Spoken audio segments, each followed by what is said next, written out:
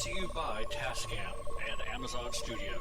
For more than 30 years, Tascam has developed products for every segment of the sound and music industry. From the high-end audio professional in a major post-production studio to the novice of hobbyist at home, Tascam is everywhere. They are a company committed to providing their customers audio and video solutions that enable breakthroughs by using sound in ways that are exciting as they are accessible, even recording the voices of the dead. You asked for a non-scripted paranormal TV show.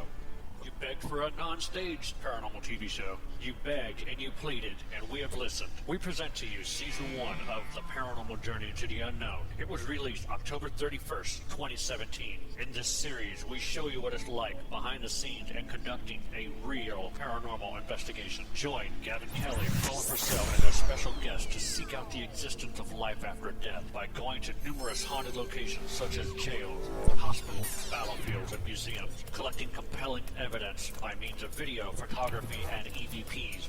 In this season, the crew investigates the St. Albans Sanatorium, Old South Pittsburgh Hospital, Jailhouse Pizza, and the famed Monroe House. And you can watch Season 1 of The Paranormal Journey into the Unknown on Amazon.com right now. Season 2 and 3 will be coming soon. Your journey begins now. As you follow the path and both the known and unknown, what do we understand? What answers are we trying to achieve? Are there answers? Tonight, we gather to find more verity. Join us as we take the journey into the unknown.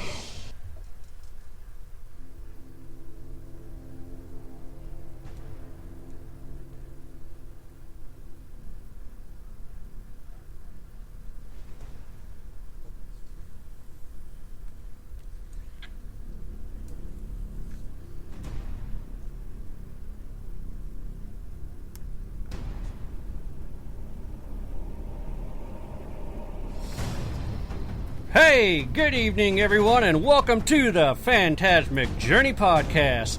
We are coming to you live from the PGH Studios. Syndication is brought to you in part by WCGT Radio Live and Live 365. You can listen to the live broadcast via the Live 365 app for your Apple or your Android phone. And of course, if you want to use your PC, just go to www.live365. Search for the WCGT Radio Live, and you'll be able to listen to the show. There's a lot of crazy, weird stories out there, and Paula's going to go ahead and tell you what she's found. What do you got for us, Paula? Well, first I'm going to say the funny ha-ha right quick. Today is Emoji Day, National Emoji Day. Okay.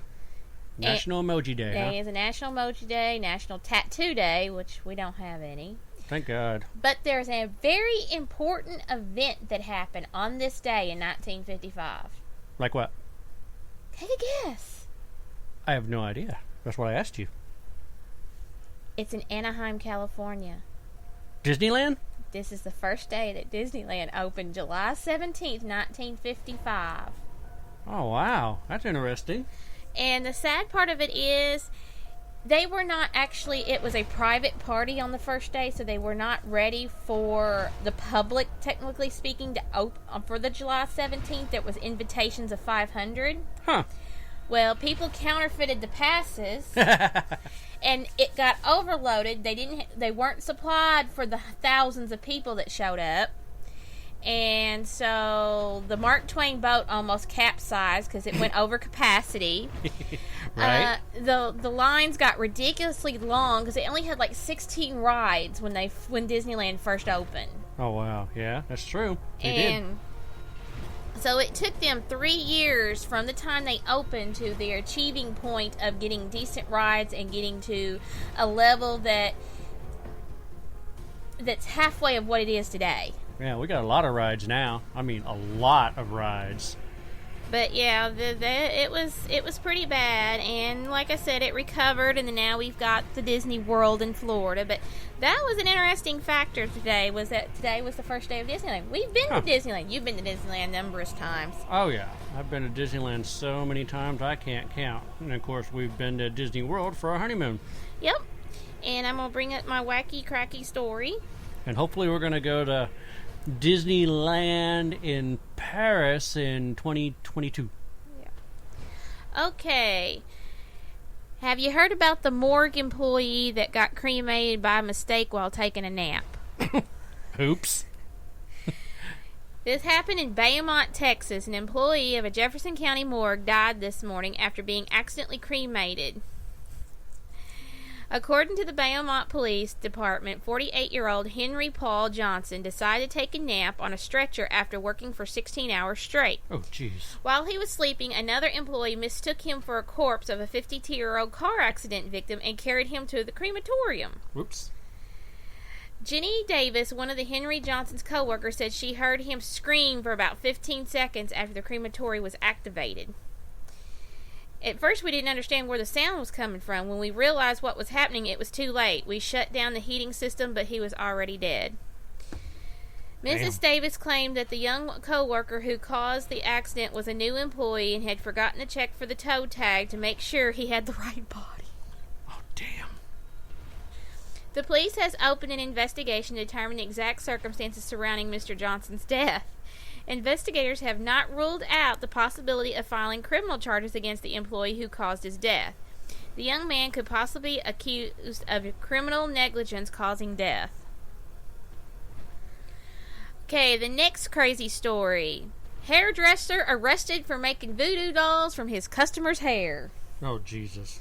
A hairdresser from New Orleans was arrested it wasn't actually this morning, it was the other day, because I got this from the other day, for creating voodoo dolls and casting curses on them. According to the New Orleans Police Department, 29-year-old Enoch Azak collected the hair he cut from his customers at the Old City Barbershop and used it in black magic rituals. Jeez. Some crazy stuff right there. New Orleans Police Chief Ronna Spare said Mr. Aka used his skills as a voodoo sorcerer to cause pain and illness to his victims in order to extort money and sexual favors. Oh, jeez. The victims described suffering from acute migraines, back pain, severe rashes, respiratory problems, and even some sudden and eerie hemorrhages that would cause blood to come out of their noses. Ew. Mr. Aza allegedly contacted them himself to explain that he was a powerful sorcerer and the cause of their pain. Two of the female customers claimed that instead of money, the accused asked them for sex in exchange for dispelling the curses he had cast on them. He now faces a total of 184 criminal charges, including 94 charges of theft, 32 charges of extortion, and they're trying to puzzle on how they're going to charge him for witchcraft because they're not too sure. Oh, boy. Because witchcraft and the practice of magical arts are still illegal in Louisiana under an old French law that predates the state's equestrians by the United States in 1803. So it's one of those standards that will they abide by the old law or do they just take it to modern time? I don't know. And then my last story of the day. A Texas man admits at kidnapping 79 people to anally probe them while disguised as an alien. I got no comment. I'm still stuck on this whole millions of people want to run through Area 51. They're thinking that they're going to take it over. Ha ha. Well, a man who was arrested by the FBI yesterday has confessed to kidnapping and sexually assaulting several dozen people while using costumes, drugs, and special effects to have his victims believe that he has been abducted by aliens. But on a sad note of that, I learned today, and this is not very far from us, that there is a man who had kind of, I don't know if he's got dementia or if he's got some kind of mental... I don't know much about the story. People are still investigating. This happened this morning. Mm-hmm. There is a man that had went into some kind of hospital or something and said that he was from the future. Yeah, okay. And that he had even brought stuff to prove that he was from the future, but it's all dated 2019. Duh. Because the guy literally thinks it's 2015. Okay. And he had went somewhere and he came back and that he claimed that he had left the year of 2015 and he'd come back to prove that he had been in 2019. So he is now at a hospital and having psychiatric evaluation. Wow. People said stay tuned for the rest of that story because we haven't got a lot of it. But that's not very far from us when that happened. Oh, I know. Well, let's just talk about this nice app for your Android phone and your Apple phone that has basically taken the internet by storm. We're talking about that Face app. I'm constantly looking at so many pictures here and seeing so many people that have decided to make themselves old. So apparently, Facebook is turning into a nursing home.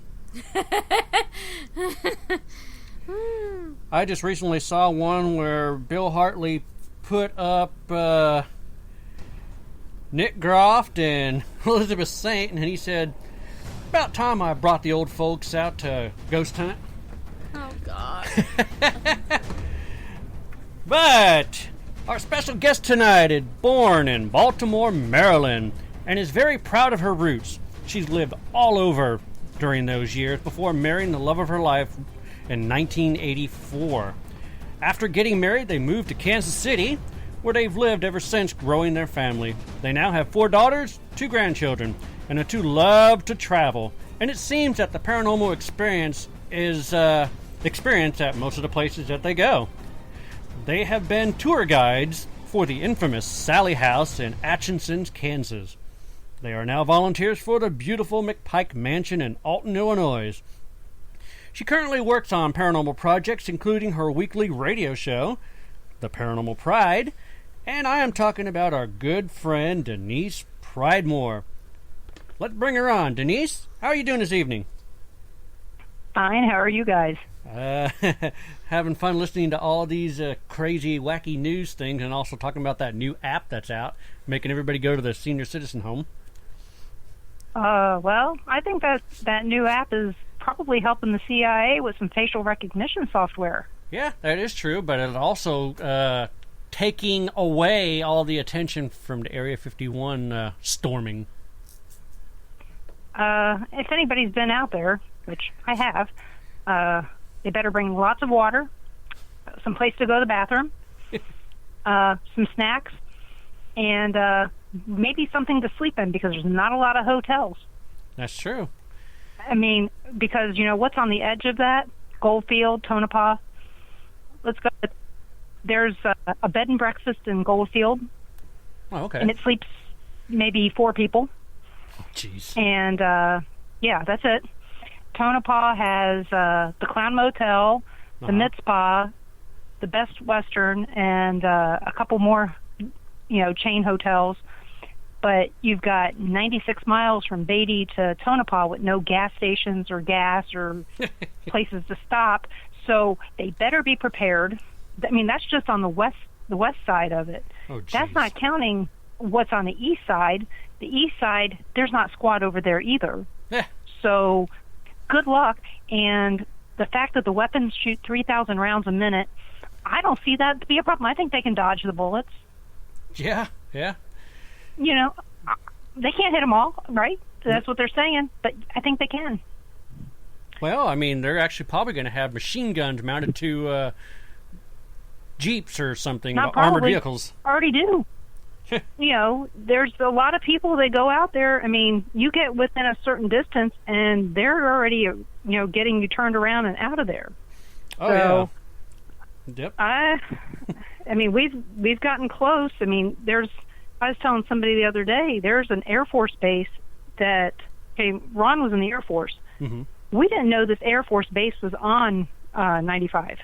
Not Interstate 95, State Highway 95, that you take it from, it's called Veterans Highway from Vegas, and it goes up through Nye County and through another county and back through Nye County. There's only 7 counties in Nevada. Oh, okay. So you cross over into multiples as you're going, and this Air Force base, Ron goes, I had never heard of this Air Force base, ever.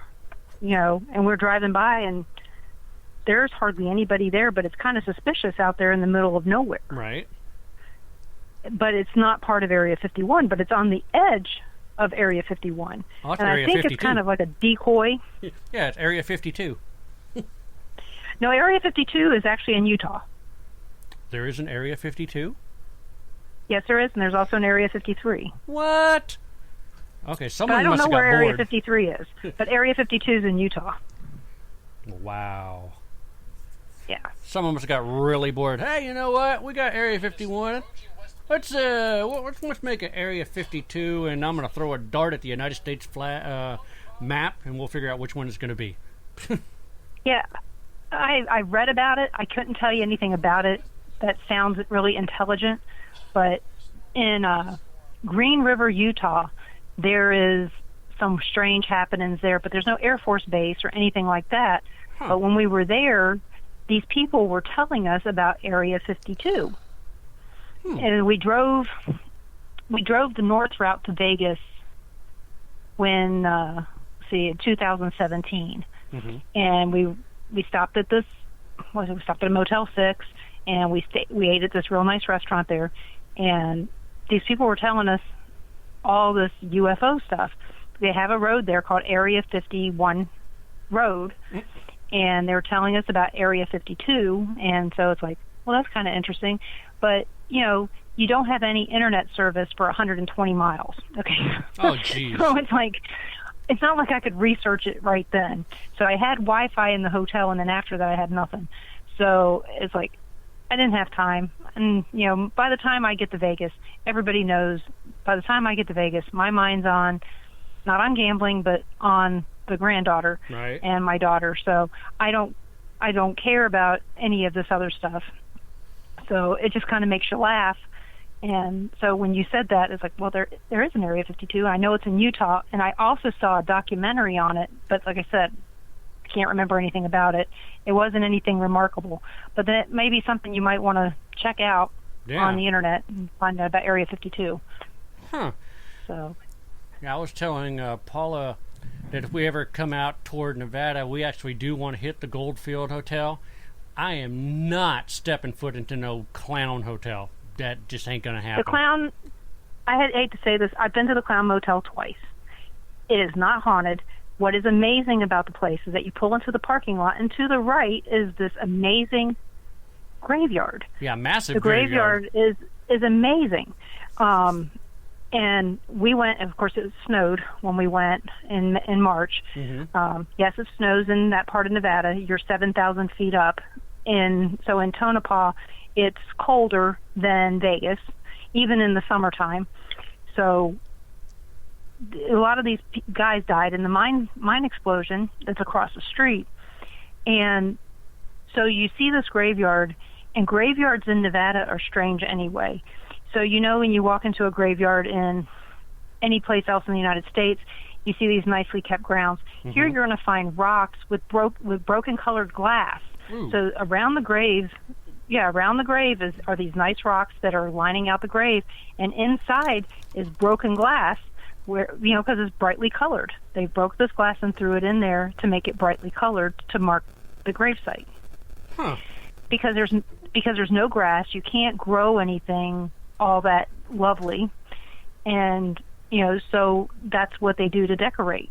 Sometimes there's concrete, Mm-hmm. and a lot of these graves out there in ones in Tonopah and Goldfield are wooden with metal on them.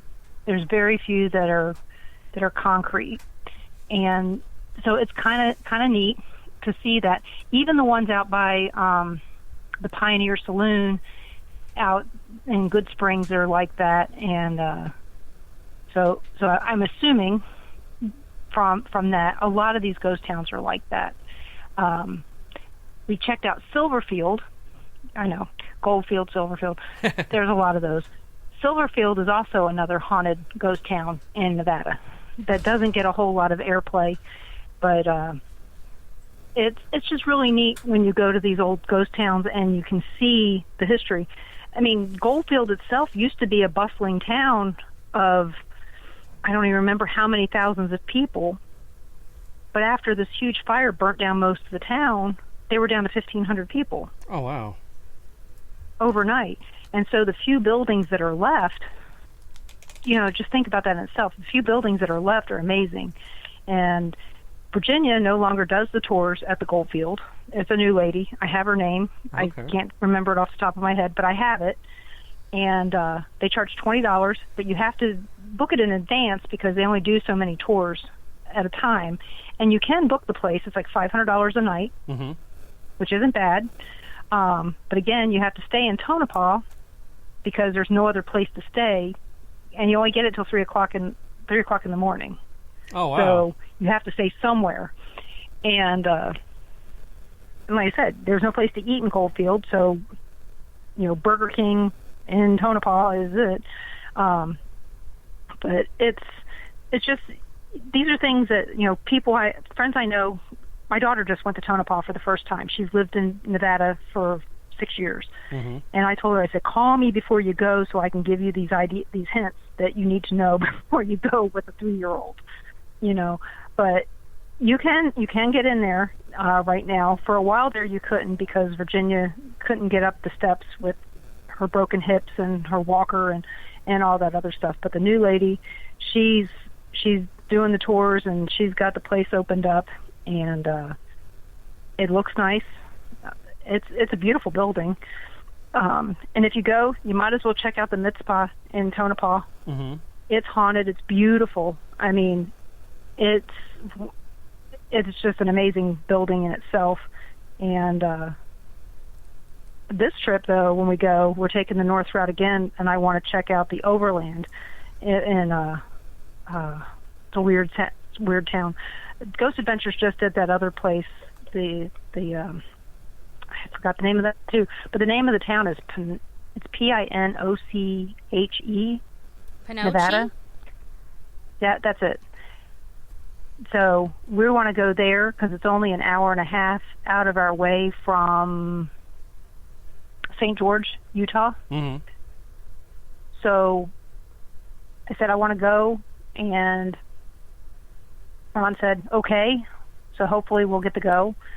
Because our last trip to Nevada, we all know that I ended up in the hospital after that one. Right. So I was sick the last trip we took. Well, not the last trip, the trip before the last one. The last one was, we don't count that as a fun trip. But we didn't get to do hardly anything. We went to the Pioneer Saloon, and that really was it, because I was too darn sick to do hardly anything. But this time we're going to do a few things. We're even going to Roswell on our way home on the south route. Oh, there you go. Why not? That'd be interesting. I'm not really into UFOs, but it's Roswell, and it's an hour off of 40. What? I might as well go. If Tombstone wasn't 6 hours out of the way, we'd be going. Yeah, I want to go there. I want to go to Tombstone. I want to go to the birdcage. Right? Yeah. Oh, well, the only bad part, I want to go do all that stuff down there too. I also want to check out Virginia City and stuff up there, but that's 8 hours from Vegas. Jeez, I thought it was like a hop and a skip from Vegas. No, Tonopah is halfway, so it's 4 hours to Tonopah, and then it's 4 more hours to Reno. So the guy who owns the Goldfield lives in Reno. Right. So he's 4 hours from there. Oh. So it's an 8-hour drive from Vegas to up there. So the best way to get there would be to fly into Lake Tahoe. Wow. Nope. Or to Reno. Never thought about that. Yeah, everybody goes, oh, I want to go here, and it's like, well, you better plan on driving, and you better be prepared, because it's a lot. Because I've talked about going up there, and we, it might be easier just to get on a puddle jumper from Vegas to fly up to Reno. A prop plane? Than it would be to drive up there. Huh? Are you talking about a prop plane? Yeah, puddle jumper. Ooh, those things. I can't do that.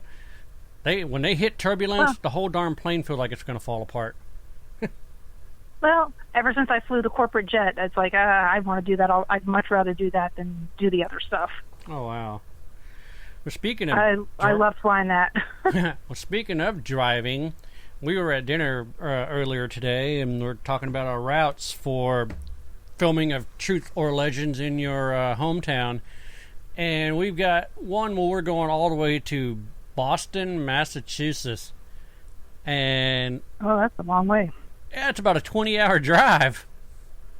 Oh, I know. And I'm sitting there going, gosh, we're going to be so close to blah, blah, blah, and this and that. And we're actually going to go ahead and see.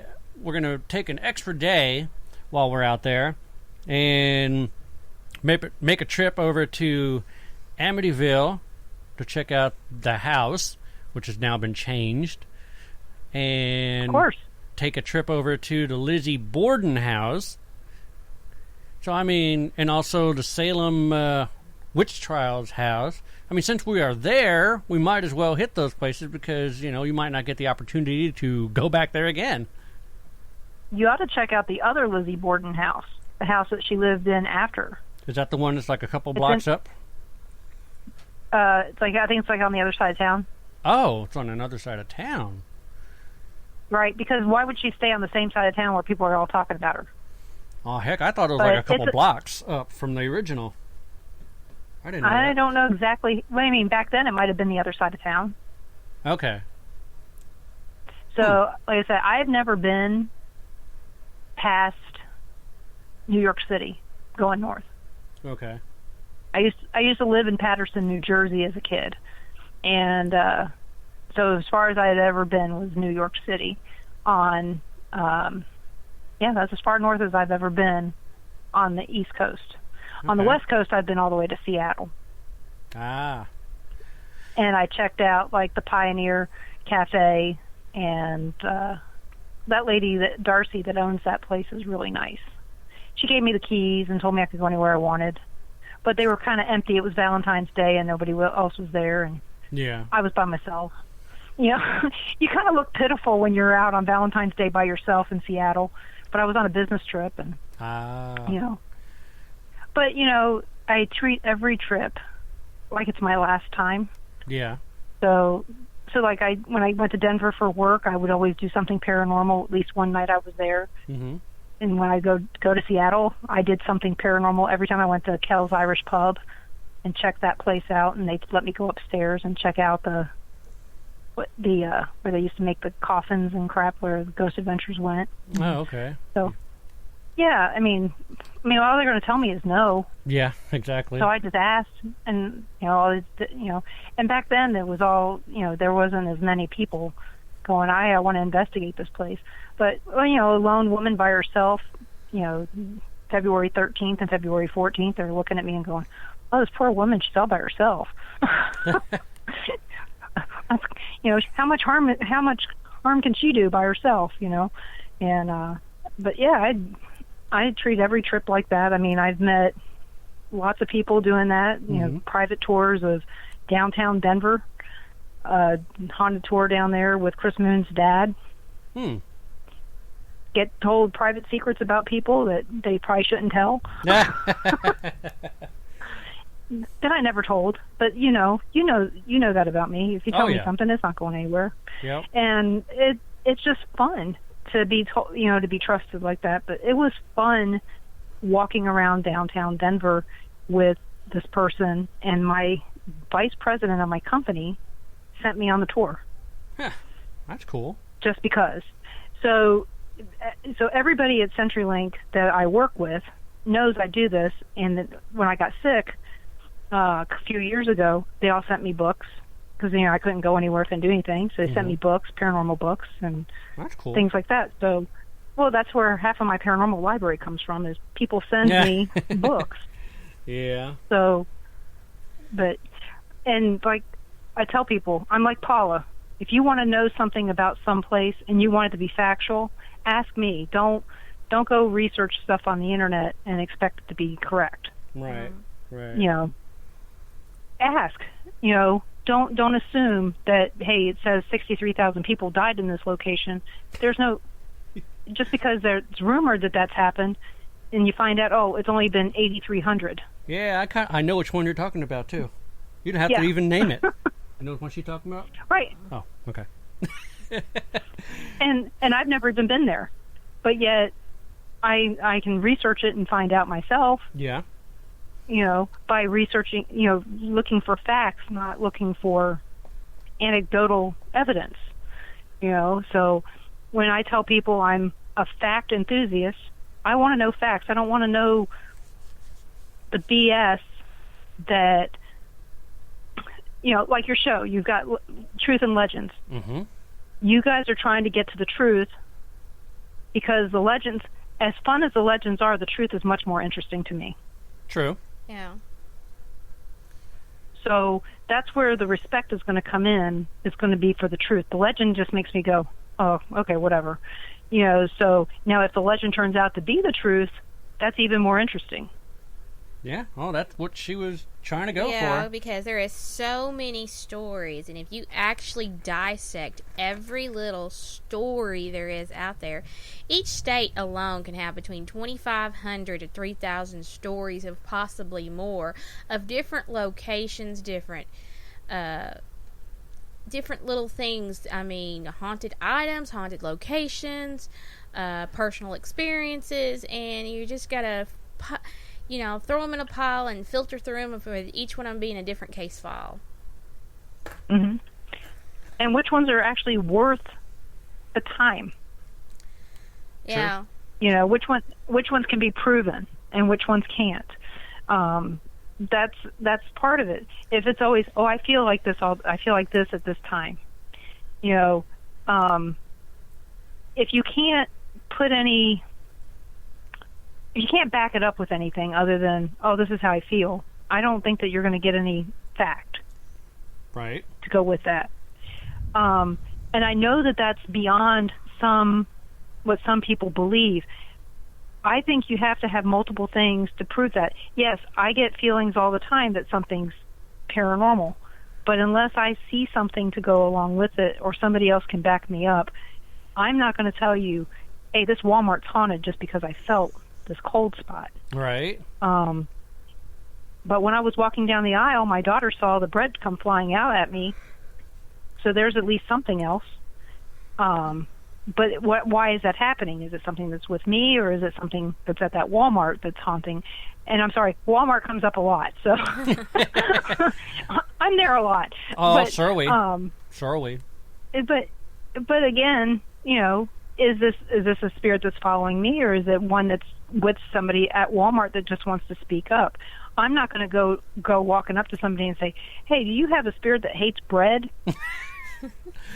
Maybe I'll be lucky and it's going to throw a can of beans at me and say, "I like beans." I'm going to get hurt, but I don't know.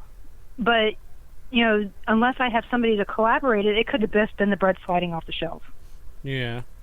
Well, that goes with every paranormal investigation, though. You have to have somebody else collaborate it. You can't be by yourself and just say, this is what happened.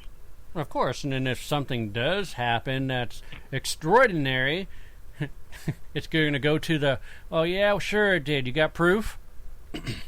Yeah, why does it always happen off camera? Right. When you have 10 cameras or 20 cameras, why does it always happen off camera? Mm-hmm. And I mean, that happens to everybody. I mean, it definitely does. We know that. It happens to the big TV shows, and it happens to us brand new paranormal, the brand new paranormal investigators out there. Mm-hmm. It seems to always happen off camera. You just never have enough cameras to capture everything. That's true. But and it could be just. I mean, we can't have. I mean, there's only so many outlets you're going to have. Yeah. So that could be the problem too. You might have 40 cameras, but you only have 4 outlets, and you can only, you can't daisy chain that many things together. Yeah, that's so true. It's how it's going to be. So, and I know you guys have had things happen like that to where you didn't have enough. You had enough equipment to do it, but you didn't have enough ways to plug it in to be able to utilize it, or enough camera, or enough batteries, or something happened to where you can't cover everything at one time. Or you covered it and it wouldn't let you take it home with you. Yeah, I was about to say that. Yep. Or you get it home and the computer crashes. Well, no. I don't know how many times that's happened. Well, that was not what happened at the Ferrara. This is during the entire filming of the episode, and I had 2 cameras that were inside, and what I did is I took the cards out of the camera and left the camera there. I dumped the footage from the card, took the card back in, put it in the camera, and went on my merry way. Sad thing is I left the cameras in there. So I'm thinking that could have did something, because all the footage, so it was like 765 gigabytes of footage, is all junk. Unreadable.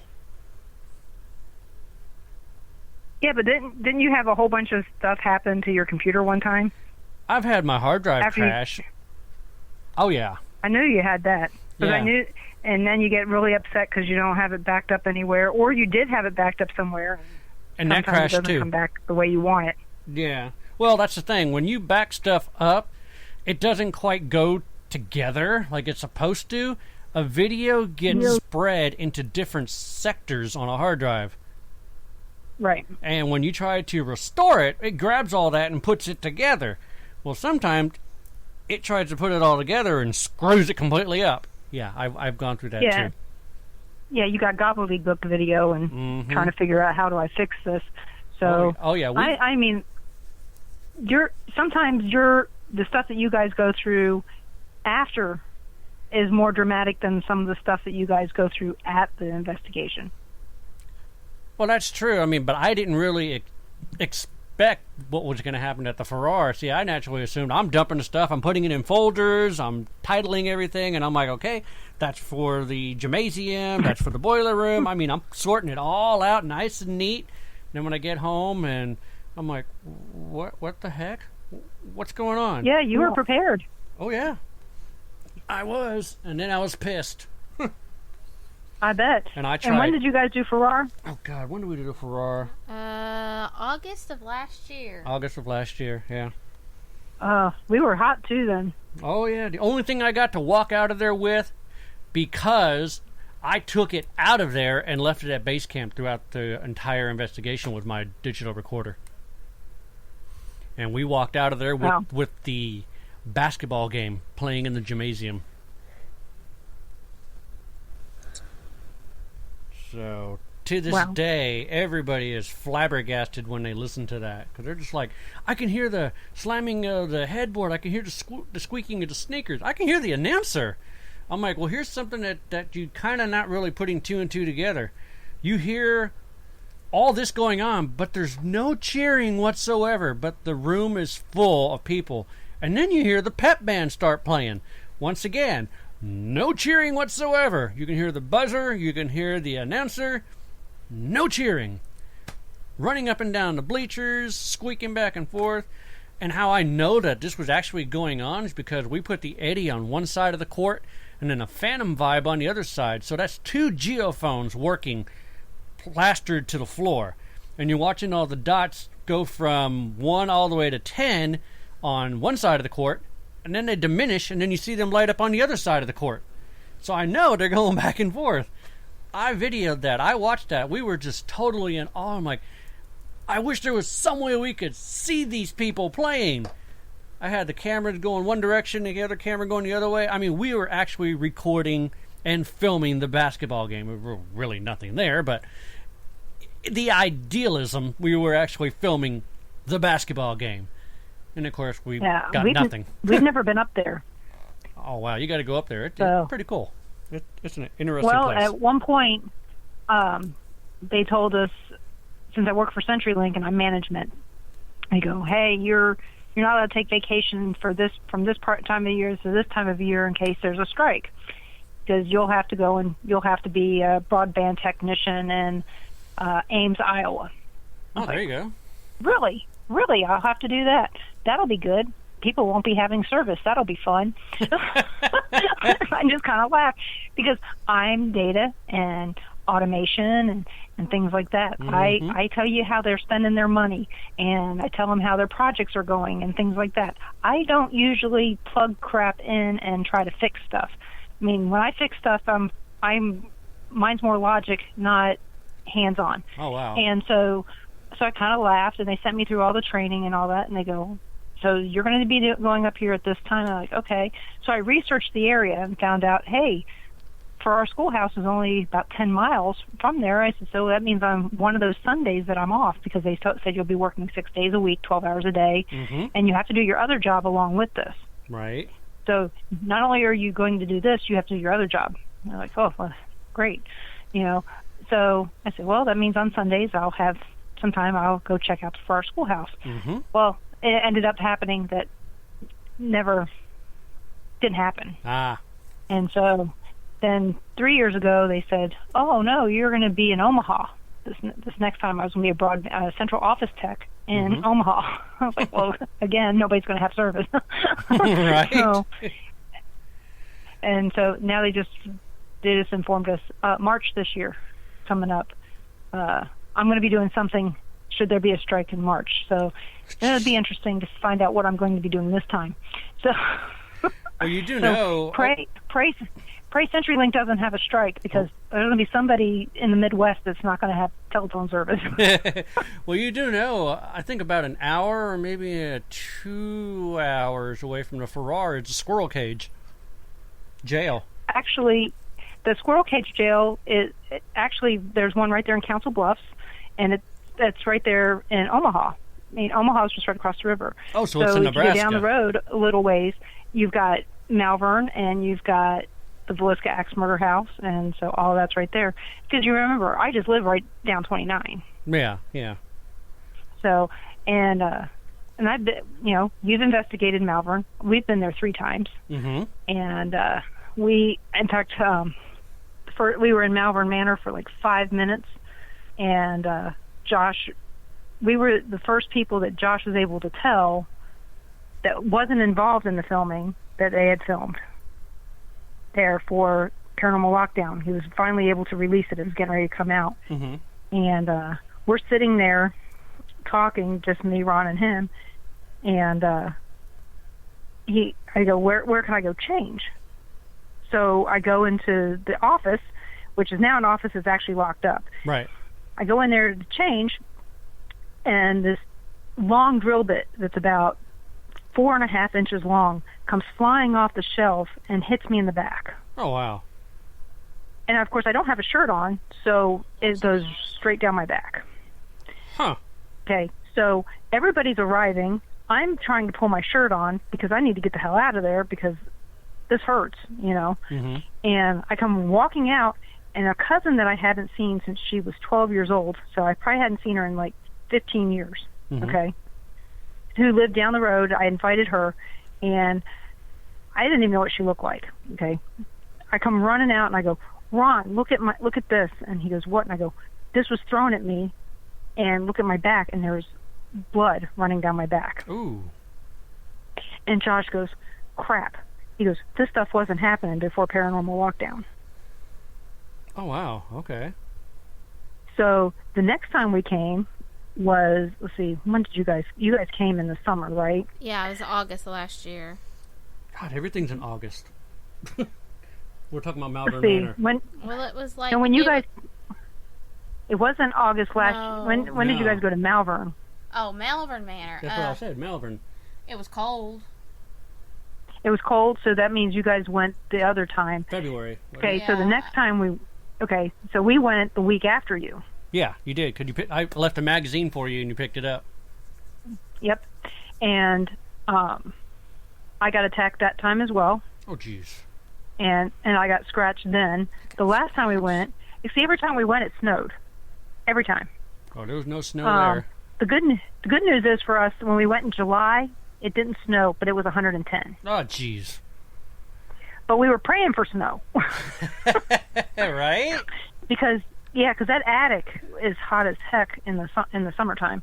And so, I got attacked that time too, but it wasn't as bad.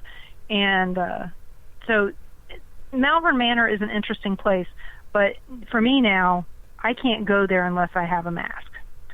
So there's no ifs, ands, or buts. There's certain places that I can't go now without a mask. So in there, I definitely need a respirator. So because of the nursing home part. Right. And if people want to ask me why, I'll tell them why. It's just I'm not going to say it right now. But there is some mold in the building from it not being sealed up for quite a while. But Ron's cousin used to work in that building at one time. So we know a lot of the history firsthand from somebody who worked there before Josh was involved. Yeah. Well, and then Ron's grandfather used to refer people to go there to work as handymen. So, again, Ron's family lived in Red Oak, Coburg, and in the area, and they were highly respected. So, they're also related to the Bliska Axe murder house and all that. So, I get family history of a lot of these places that other people can't get. Well, of course, the Malvern was the first place Paula ever got scratched, and it was in Hank's room. Well, that room there is notorious for that. Like I said, I got scratched in the office. I got scratched in the upstairs hallway to you go up the stairs and around and down towards what they call down near what they call Inez's room, but no, I don't call it that. Anybody else can, but I won't. But I got scratched down that hallway there, and the other time I got scratched upstairs in the attic. I don't like the attic. She doesn't like the attic. I don't like the attic. You know why I don't like the attic, Paula? It's the stairs. They're too narrow and they're too steep. Well, yeah, that too, but they're also narrow too, and it's like when you're coming down them, you feel like you're going to miss a step and fall. Right. So I lean up against the wall as I'm going down. Yep, I did that. So that I don't fall. And in the wintertime when I'm that cold, I just sit down and go down on my butt. Yeah. It's safer. We were filming the walkthrough with Josh, and I had the vest with the arm and also the stabilizer with the camera attached to it. So you can kind of imagine. I mean, you've seen the picture on Facebook, the rig that I wore while we were filming for a movie. Right, that's bulky. I carried that up to the attic. That was not fun. Not now, at all. Up is probably easier than down. No, it was pretty bad going up. I just know that I can get up those stairs without much issue, but going down is bad. But I'll tell you, the place that was the worst that you would have hated would have been the Sedamsville Rectory, because those stairs, you would hit your head going down the stairs. They were that steep, and it was that small of an area to get down. Never had the opportunity to go there. Before they closed it. Yeah, never had the opportunity. Yeah, you'll have to ask Eric about that. Eric. So Eric Smith. Oh, yeah. Darkness Paranormal Society. Mm-hmm. I haven't heard from him in a long time. Yeah, we went when we went to Bobby Mackey's. We did both in the same day. Oh, he was with us when we did Waverly, the Wolf House, and Bobby Mackey's. And, of course, that's when I was sick. I think Bobby Mackey's is overrated on some things and underrated on others. Well, yeah, I mean, the whole thing about, Pearl Bryan had her head chopped off and thrown in a well. No, that did not happen. And furthermore, she did not get murdered there either. That well is just a vat to drain the, it's just a draining vat. That's all it is. Has nothing to do with slaughterhouse or anything, because that place used to be the old 76er until it burned down. But yeah, it's the portal to hell. No, it's not. No, it's just a hole in the ground. Yeah, pretty much. Yeah. Going nowhere. And I'll tell you, we had activity in the bar, and it seemed to be Carl playing with us. We had activity down by, when you're sitting in the chairs by the portal to hell, to the right. Mm-hmm. So you're facing that way. To the right, there's looks like a closet. They said it was a holding cell back in the days when it was a casino. Okay. When the mob was running it. Okay, so I'm a smartass, and there's no way around it besides to say that I'm a smartass. Right. And I knew that they had hookers there when that was going on, and I was questioning the quality of the prostitutes that were there, the quality of the girls. Oh. And I said, well, how do I know how good your girls are? And this bright red thing went across my face. I mean, right near my eyes, and it kind of felt like I was getting slapped. Oh, damn. You know, it's like, how dare you question? And I was like, damn. And I mean, and I'm not the only one who saw it. The tour guide saw it, and so did Ron. It wasn't like I said, did you see that? It was like them saying, did you see that? And I'm like, crap. What was that? And where was the camera? They're going, right? did you see that? And I'm going, what was that? Yeah. And it was bright red, and I can't say it was an orb. And of course, nothing got caught because, you know, it's just the three of us. Yeah, no camera. Because we had a private tour during the day. Yeah, why would we have a camera? We're just sitting there trying to feel the area and things like that. And if we were taking pictures, it would have been stills. Mm-hmm. And it was so close to my face, we wouldn't have caught it anyway on a camera. And so that was unusual. My mom had been there, okay? And you know my mom's passed now, but my mom was big into, my mom knows Bobby Mackey, or did, and they had an event there for this bluegrass guy who had a quadruple bypass. And so she went up there for this event, and she goes, Denise, she goes, that place is haunted? And I go, yeah, it's supposed to be. I said, I hadn't been there at that time. And she goes, I'm going to tell you what's strange about the place. She goes, you just feel like you're falling all the time. Yeah. Vertigo. She goes, you just feel like you're falling. She goes, I don't know if it's haunted. She goes, but you feel like you're falling. And she was there after Carl died. And she sat at the bar. And I asked her, I said, you know, after I'd been there, I go, well, Mom, where did you sit? And she said at the end of the bar, closest to where the mechanical bull is. Right. And they said that was Carl's spot. Ah. And I said, well, that could be the reason why you might have felt that way. I said, and she goes, you know what? She goes, I was perfectly happy.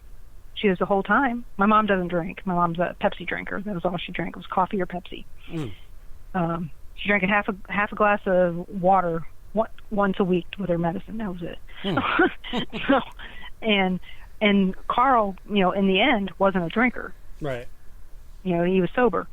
And the lady that was, the waitress that was waiting on her, when my mom ordered Pepsi, my mom goes, yeah, the lady kept telling me, she goes, that's all Carl would order was Pepsi. Huh. And my mom goes, who's Carl? And when I told her, she's like, oh, well, that makes sense. But I'll tell you, the upstairs of that place, I don't know if they've cleaned it up or not since then, but it was still pretty crappy looking up there. Carl's apartment? The apartment. Yeah. You would think that they would do something about that, but I don't know. I think one good earthquake and the place is gone. Yeah. Well, you know, Eric got scratched in the woman's bathroom. Well, he shouldn't have been in there. No, we were all in there. We were on our tour, and it was him. It was Annette. She was in there, and he was just standing there, and they were talking about something where they hear like a woman's voice or something inside the bathroom. And as we were leaving, he goes, damn, I just got scratched. I go, what did you do? He goes, nothing. I was just standing right here. But yeah, he got scratched right on his arm in the woman's bathroom. Wow. Well, you know, he shouldn't have been looking under the stalls. Oh, he didn't do that. But you know me. Like I said, I gotta be a smart ass. But, you know, was Wanda Kay still alive when you guys went? Yes. Mm-hmm. She was the one that tour? She's the one that gave us the tour. Yep. Yeah, she couldn't give us the tour the day we went. We had somebody else gave us our tour, and But she was really good. I mean, I was really happy with our tour. Yeah. So it was during the day, which I liked. And like I said, and then we went over to the Damsville Rectory. And what was strange that day was that I forgot his name now, but the people who owned it, Tracy, you know, or something we were like waiting. that? I think it's Tracy, isn't it? I said, Teresa. I think the guy's name was Tim. Yeah, and I think her name is either Tracy or Teresa. Teresa. Yeah. And the guy, as they were supposed to be heading over, he had a heart attack. And she calls and she says, "Here's the code to get into the house. I'm sorry we're not there to give you the tour, and we'll give you a free night to make up for this some other time." Well, Ron's dad had something happen and we had to leave. We couldn't stay all night. So we had gotten a call not 2 hours in saying, can you come back to St. Louis? Oh, wow. So we stayed as long as we could and, did what we could. The only thing she asked us to do was to feed the cats. It's like, okay. While we were there, okay, if you remember the episode from Ghost Adventures, they said they heard growling outside. Mm-hmm. Okay. While we were waiting for them to show up, and we didn't know about the heart attack yet, there was cats in the neighborhood. In the house next door, I'll tell you about the house next door in a second, but there was all these cats.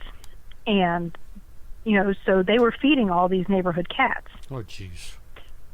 And these, and they were hugging up, loving up on us, and which is fine because, I got 5 cats. So to me, it's not a big deal, and, so I understood. Okay, so not a big deal. We get in the house, and within 10 minutes of us getting in the house, get our equipment unloaded, and we're checking stuff out, we hear growling outside. I said, well, it's probably cats.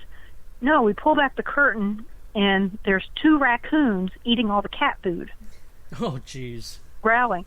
So all that growling that Ghost Adventures heard was Hoover and Kirby. That's what I named the raccoons, after vacuum cleaners, because they were just sucking down that food faster than a vacuum cleaner.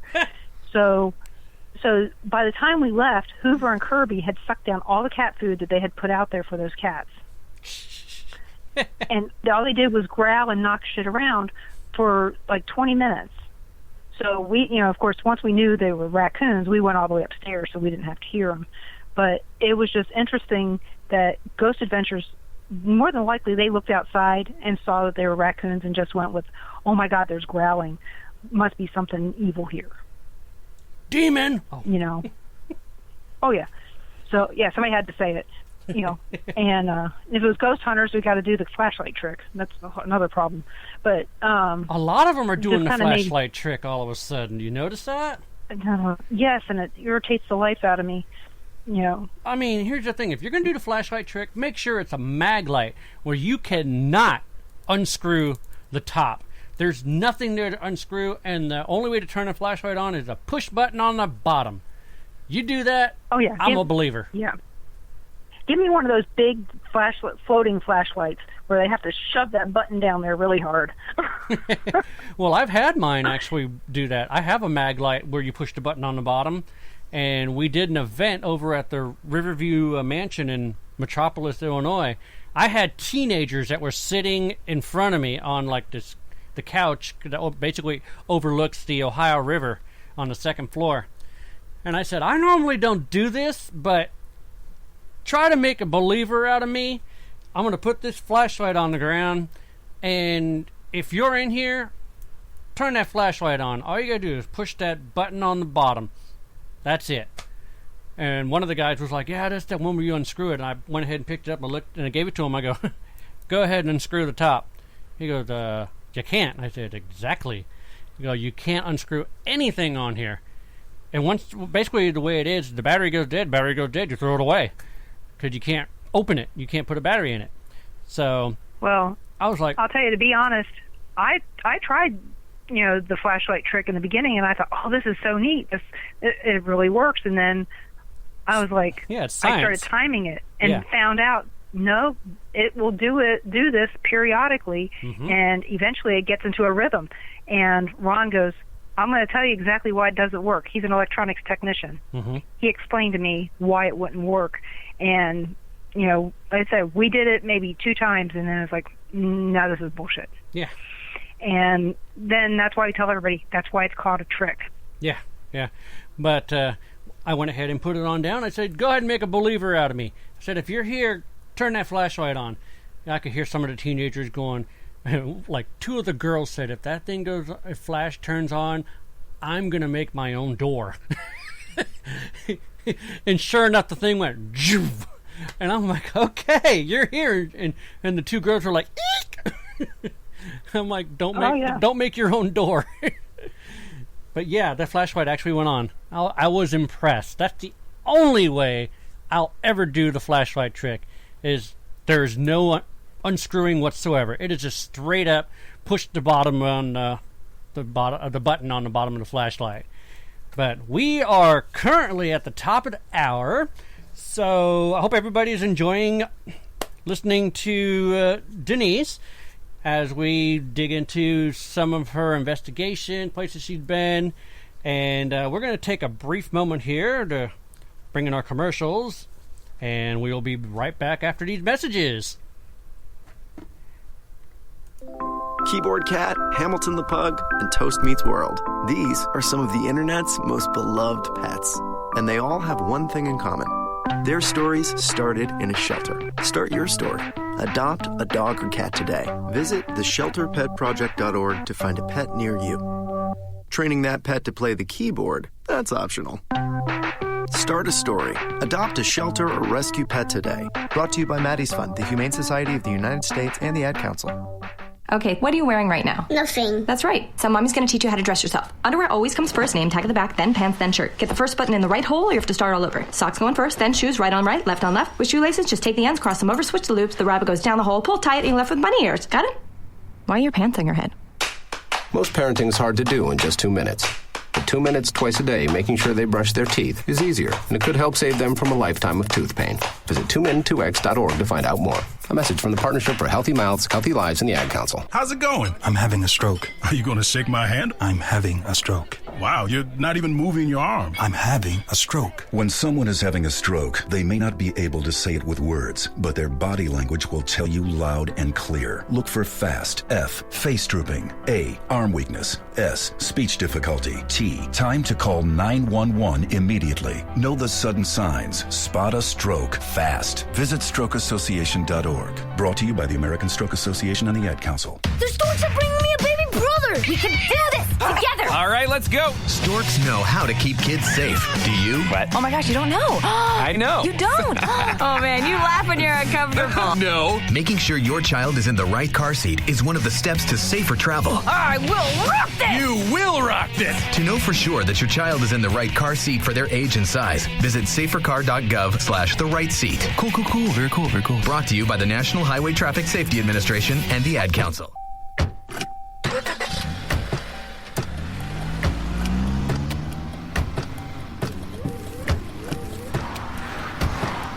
Driving has a rhythm all its own. Don't wreck it with a text.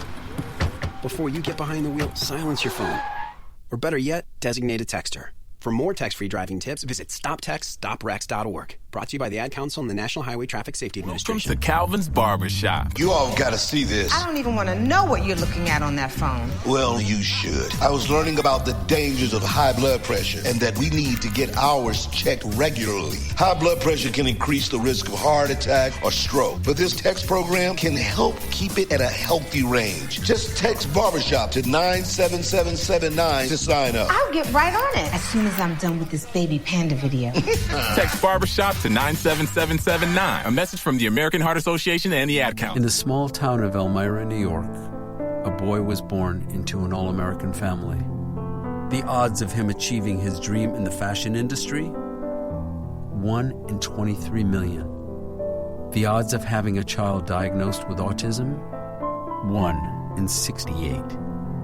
I am Tommy Hilfiger, and my family is affected by autism. Learn more at autismspeaks.org/signs. Brought to you by Autism Speaks and the Ad Council. Welcome to Calvin's Barbershop. You all got to see this. I don't even want to know what you're looking at on that phone. Well, you should. I was learning about the dangers of high blood pressure and that we need to get ours checked regularly. High blood pressure can increase the risk of heart attack or stroke, but this text program can help keep it at a healthy range. Just text Barbershop to 97779 to sign up. I'll get right on it as soon as I'm done with this baby panda video. Text Barbershop to 97779. A message from the American Heart Association and the Ad Council. It's important to plan ahead for emergencies, like the storm. When it kicked in, we had a plan. Separated. We were able to get in touch with each other in no time. Idea how to find each other. The whole experience was fine. The most frightening 10 hours of my life. If there's one piece of advice I'd offer other moms out there, it's to stay calm and keep to the plan. Message. Some parents plan ahead, some don't. Make sure you know where to find your family in an emergency. Start your plan at ready.gov. Brought to you by FEMA and the Ad Council. It may be hard to believe, but people just like you are already saving money. FeedThePig.org makes it easy. Their simple savings plan teaches you how to start saving without going overboard. So you don't need to start foraging wild berries. I was skeptical, but these are actually pretty good. You don't need to sell your soul to the devil. $15 is the best I can do. You just need FeedThePig.org. Don't get left behind. Get tips and tools at FeedThePig.org. Brought to you by the American Institute of CPAs and the Ad Council. Welcome to Calvin's Barbershop. You all got to see this. I don't even want to know what you're looking at on that phone. Well, you should. I was learning about the dangers of high blood pressure and that we need to get ours checked regularly. High blood pressure can increase the risk of heart attack or stroke, but this text program can help keep it at a healthy range. Just text Barbershop to 97779 to sign up. I'll get right on it as soon as I'm done with this baby panda video. Text Barbershop to 97779. A message from the American Heart Association and the Ad Council. This is Mario Andretti.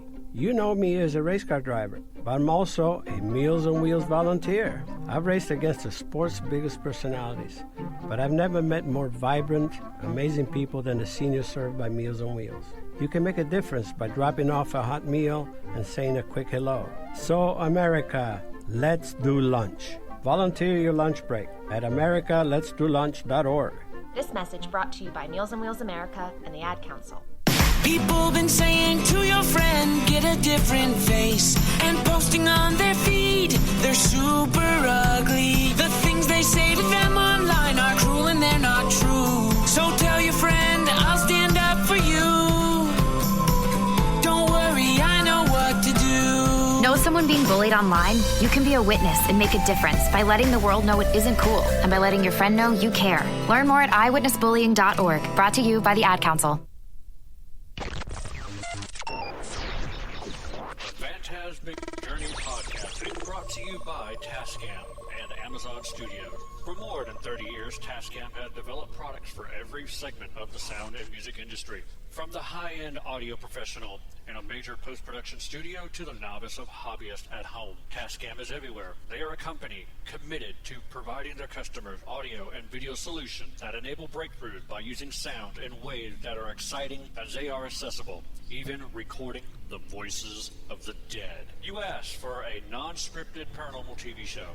You begged for a non-staged paranormal TV show. You begged and you pleaded, and we have listened. We present to you Season 1 of The Paranormal Journey into the Unknown. It was released October 31st, 2017. In this series, we show you what it's like behind the scenes and conducting a real paranormal investigation. Join Gavin Kelly, Colin Purcell, and their special guests to seek out the existence of life after death by going to numerous haunted locations such as jails, hospitals, battlefields, and museums, collecting compelling evidence by means of video, photography, and EVPs. In this season, the crew investigates the St. Albans Sanatorium, Old South Pittsburgh Hospital, Jailhouse Pizza, and the famed Monroe House. And you can watch Season 1 of The Paranormal Journey into the Unknown on Amazon.com right now. Season 2 and 3 will be coming soon.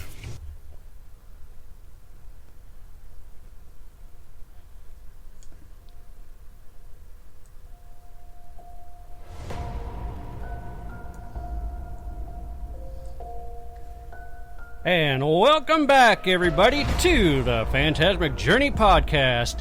We are coming to you live from the PGH Studios. Syndication is brought to you in part by WCGT Radio Live and Live 365. You can listen to the broadcast via the Live 365 app for your Apple or Android phone. And if you want to use your PC, just type in www.live365 and search for WCGT Radio Live. Now we'd like to welcome back our guest. Born in Maryland, very proud of her roots, lived all over in those years, married the love of her life in 1984, moved to Kansas City where they've lived, growing their family, have 4 daughters, 2 grandchildren, and they love to travel and experience the paranormal in most of the places that they go. Let's welcome back Denise Pridemore. Yay! She's back! Oh, man. I tell you what, listening to those commercials, we got Cedric the Entertainer on there, and I guess that they're the most paying ads that we have because I kept hearing about that stupid barbershop. Oh. I know nothing about it. You didn't hear the commercials? No, I listened to the commercials. Yeah, but I also ran and got myself my Coke Life and my, because I have to have something to drink, so I went and I did that and checked on the baby and, I did all the things that Grandma's supposed to do. Ah, there you go. In the meantime.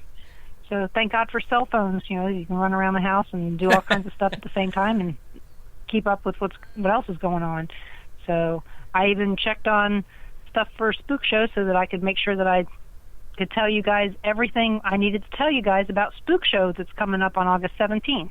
Oh, cool. Yeah, we'll definitely get to that toward the, about 10 minutes toward the end of the show.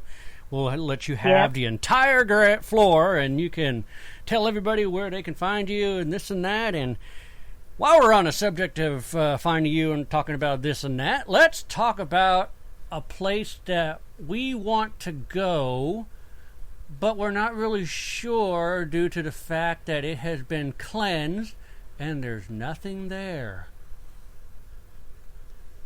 Oh. I don't know if I'm allowed to talk about that yet because they haven't finished filming. Every time, so the movie that we're talking about is called The Deep Darkness. There's a website called thedeepdarkness.com. Uh-huh. And what I can tell everybody is during the eclipse of 2017, let's go back a little bit before that. Before that, when I started my radio show, I had on somebody known as Joe Citrone. He had come to the Sallie House way back in like 2008. Okay. And he had filmed a pilot there for, I forgot what it was called at this point, but he had filmed a pilot there with a bunch of people, network backed, all that stuff. And they had seen the Pickmans on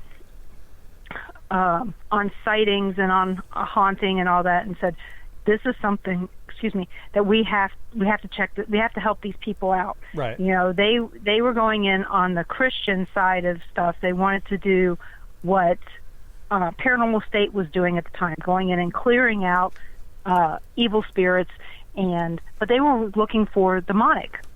Right. And as far as everybody was concerned, the Sallie House was it. Here's a guy that's getting scratched on national TV, in front of cameras. There was no way that this was, they were trying to find a way to prove that it was faked and when it was happening, and they couldn't find a way to prove that at the time. So it was just really drawing for Joe Citrone and the team that he had at the time. And the team that he had, I think it was SRT, it was the name of the team, out of Rhode Island. Okay. And so they got all together and they got with the owner of the Sallie House, and they booked the house in January of all times to book the house. And they didn't stay in the Sallie House. They stayed across the street at the McPike Mansion. Okay. Also haunted, by the way, and first-hand knowledge of that as well. But while they were there, all kinds of things happened. They attempted to clear the house. Okay. Long story short is, it did work for 3 months. Uh-huh. That was it. 3 months. And then when it came back harder and heavier. And by this time, of course, the Pickmans didn't live in the house anyway. They still live in Atchison. But Tony was still being attacked. Mm-hmm. Anytime anybody would go in that house and they would provoke, or, people would come and they would start doing ritualistic type things, Tony would be attacked in his house. Oh, jeez. Okay? So whatever was in that house was attacking him. This continued for years. Found out that when we took over doing tours, it stopped. Huh. He didn't. So when we were doing tours there, Tony said, hey, you know what? When Denise and Ron are there, they didn't know us, okay? When Ghost Adventures aired, Deb and Tony Pickman did not know me and Ron from anybody. They had heard about us. Mm-hmm. But they had realized that things didn't happen as long as we were doing tours. As long as we were involved, things didn't happen. But they knew when we weren't involved because things would happen, which is kind of strange. But it was probably because I ran the tours, not with an iron fist, but very cordially asked people to be respectful and things like that. And I tried to do everything with fact. As we talked about earlier in the show, I went out and I researched every inch of the history of the Finney family that built that house, mm-hmm. and every person who lived in that house after the Pickmans, because I figured I already had a good history of the Pickmans' time there in the house from Deb's book. Even though the book is only part of their time there, because the book would be 3 times bigger if they had everything in there. But I didn't know that at the time. Okay, I know that now because I've met the Pickmans and we've talked privately about things. But so Joe knew the Pickmans and all that. So by the time they got there in 2008, they did all this clearing and all that. Okay, so along comes Denise in 2015, mm-hmm. and I decided I'm going to have a radio show, and my second guest is Joe Citrone, because why not? He wrote a book called The Sallie House, Exposing the Beast Within. Right. Anything Sallie House, I read. Whether it was dumb, anecdotal, whatever, I read it.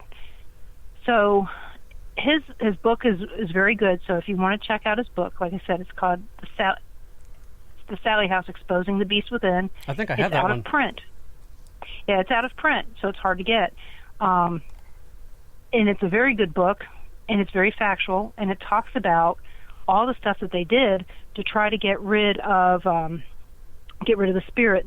What's really strange is that everybody that was involved in that investigation, they're all gone. He doesn't know where they are.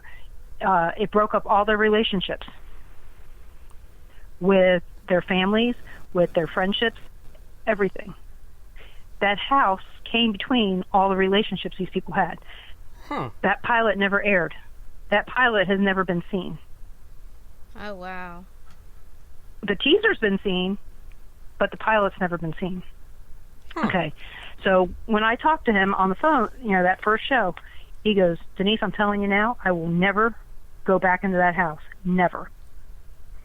Okay. Couple months later, he goes, hey, I have this book I want to send you. It's called Seduced. It's written by Joe Citrone, and it talks about how he was seduced by the devil. Oh, jeez. Okay, this is before the Sallie House stuff. So this is a really good book.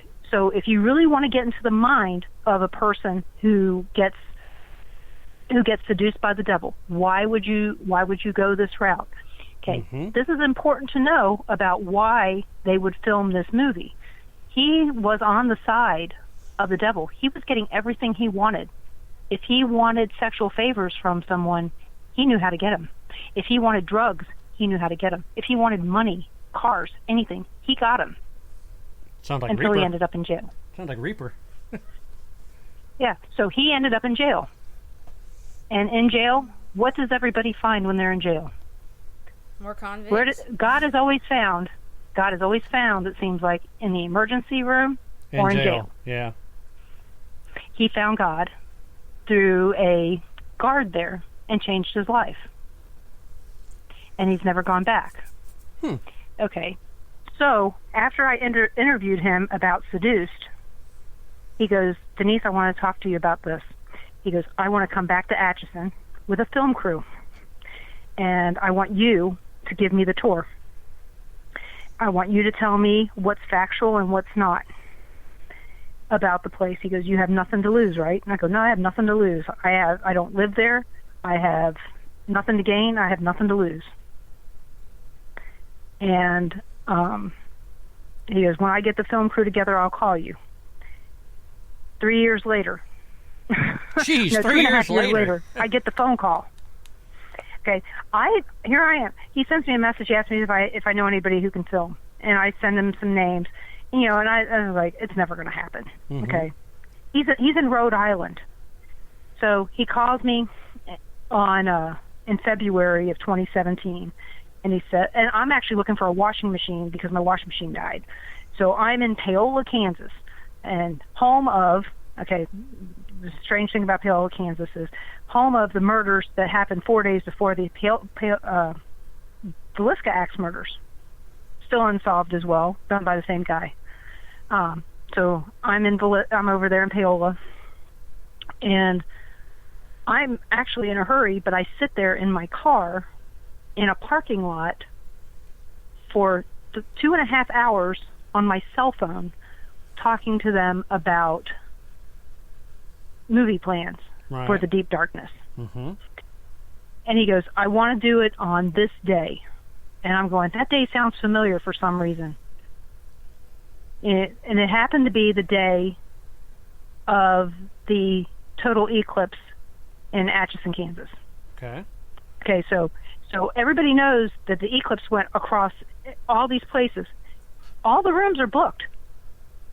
All the way across the country, wherever there's supposed to be totality. Mm-hmm.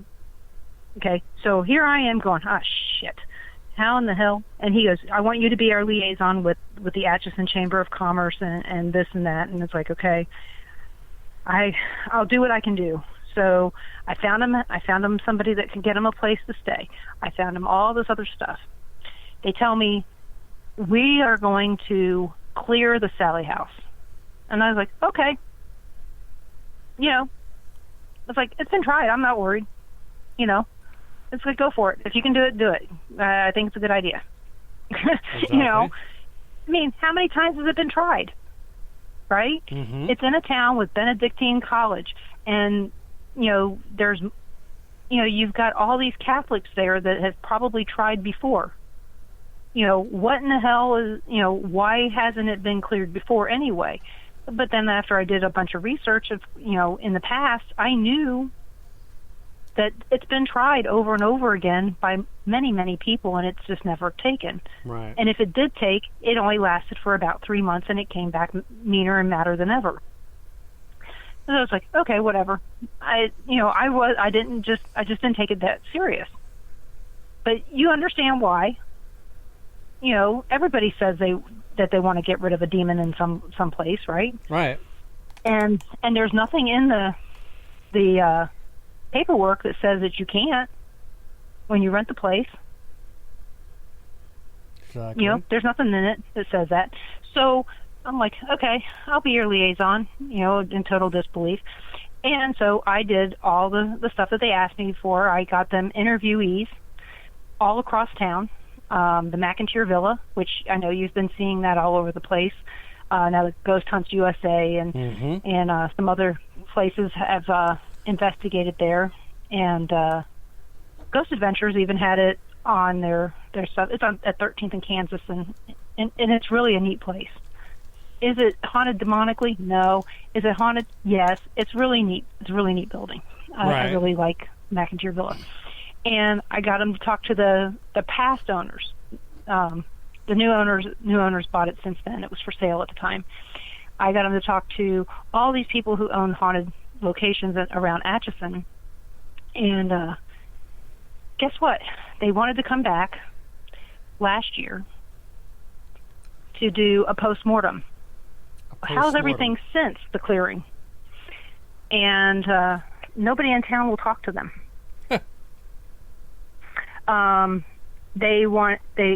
we all know last year I had some trouble and, collapsed lung and all that good crap. Mm-hmm. I couldn't talk to them at that time, but we had talked about getting together in, I was fine in October. We were supposed to talk in October. Richard, who is the main guy, he was also on the side of the devil as well. He also had made deals with the devil. He also found God. He's now rabbi. He was the other guy that was involved. Mm-hmm. He started having health issues, and his wife had health issues, and they couldn't come. And one of the guys that was doing filming started having breathing issues as well, couldn't make it. So last month they were going to come out. Nobody would talk to them. And I said, you know what? Why don't me and the guy who's going to be doing the filming, who's a friend of mine, Steve Hayes, Mm-hmm. I said, why don't we just get together and film it and just send it to you? There's no reason for you to come all the way, pay to fly all the way out here, stay in a hotel, if all you want to do is talk to me. Right. About what happened the day after, the morning after the eclipse, what happened to me personally, and how those tours went. We went back after the clearing, and all I can tell you is that it was different. They were the most boring tours that I ever gave for those 3 weeks. Because my daughter was due to have a baby in November, so I had already, before the filming started in August of 17, I had told them I had to take a hiatus starting on September 30th. Mm-hmm. So I could be there for my grandchild. Right. And I didn't want to have them. I didn't want to have it be where they were counting on somebody to be there that might have to leave for a baby to be born. Right. So I said, I'm done for now. Didn't realize that when I said I'm done for now, they took it as I'm done forever. Oh. But yeah, that's fine. Because like I said, those 3 weeks that we were there were the 3 most boring weeks ever. And I had people coming to me going, is there anything here? I'm like, I don't know. I don't feel anything. All the bugs were gone. This house was, you would walk into this house and there would be wasps in the basement in the wintertime.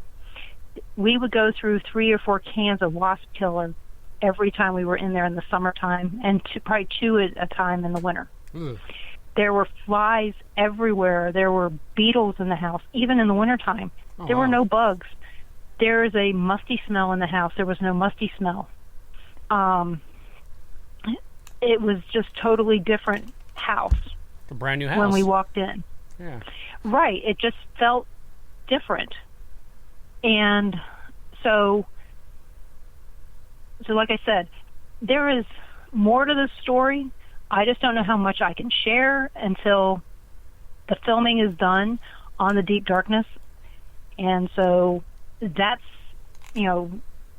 where we are on that. I just hope that we can get the filming done sooner rather than later, because 2 years, even after, the funny thing was, well, not funny, haha, but funny, strange, was after they got back in 2017, back-to-back hurricanes hit where Richard lives down in Florida. Oh, geez. So they may have been lucky that they didn't lose any footage at that time, because his house got flooded twice. Huh. So, but the whole thing is what Ron said to them, when we were talking, they were filming us, because I had asked some questions. And Ron said, well, what makes you think that you guys can clear this house when it's been tried hundreds of times? And the answer was a really good one. It's, we've been on that side. We know how to deal with the devil. Right. Where everybody else may not have known how to deal with the devil. So there have been other films filmed there in the since then, but I think some of the stuff that they've gotten in those other films have come with the other people that have been there. Right. Such as, they filmed with Johnny Hauser, and the last time that something was filmed with Johnny Hauser, they got the word Diablo when he was there. And they'd gotten Diablo with Johnny Hauser someplace else. So it makes me wonder if it's something with Johnny Hauser that's with him from Villisca. And Diablo is no known demon's name. It's just what you call a demon in another language. Spanish. Yes. El Diablo. But it's no known demon. Yeah, but it's no known real demon's name. Right. So it's just a name. It's just, hey, I'm calling you a name, El Diablo. So it was one of those things that it's like, okay, well, okay. I just kind of laughed. But, but again, you've also got the power of suggestion. Oh, yeah. This is, was one of the most haunted houses in the country. And I'm not saying it's not haunted. I'm just saying it's probably not haunted by the same things that it was haunted by before. Right. So, but if there's anybody out there that has questions about the history of that house, wants to know about if there was a little girl that died from a botched appendectomy, ask me. I'll tell you. I'll tell you the God's honest truth, and I will give you the documentation that backs it up. Sounds good I to have me. thousands of pages of documentation on the Sallie House. I won't give it to you on paper because I earned those papers. Right. But I will tell you whatever you want to know, because I've had people try to take my documentation before and turn it over as theirs. Oh, wow. Yeah, no, that's wrong. So like I said, I'll tell you anything you want to know. I mean, would it be... what's the word I'm looking for? What's the word I'm looking for? You know what word I'm looking for? Would it be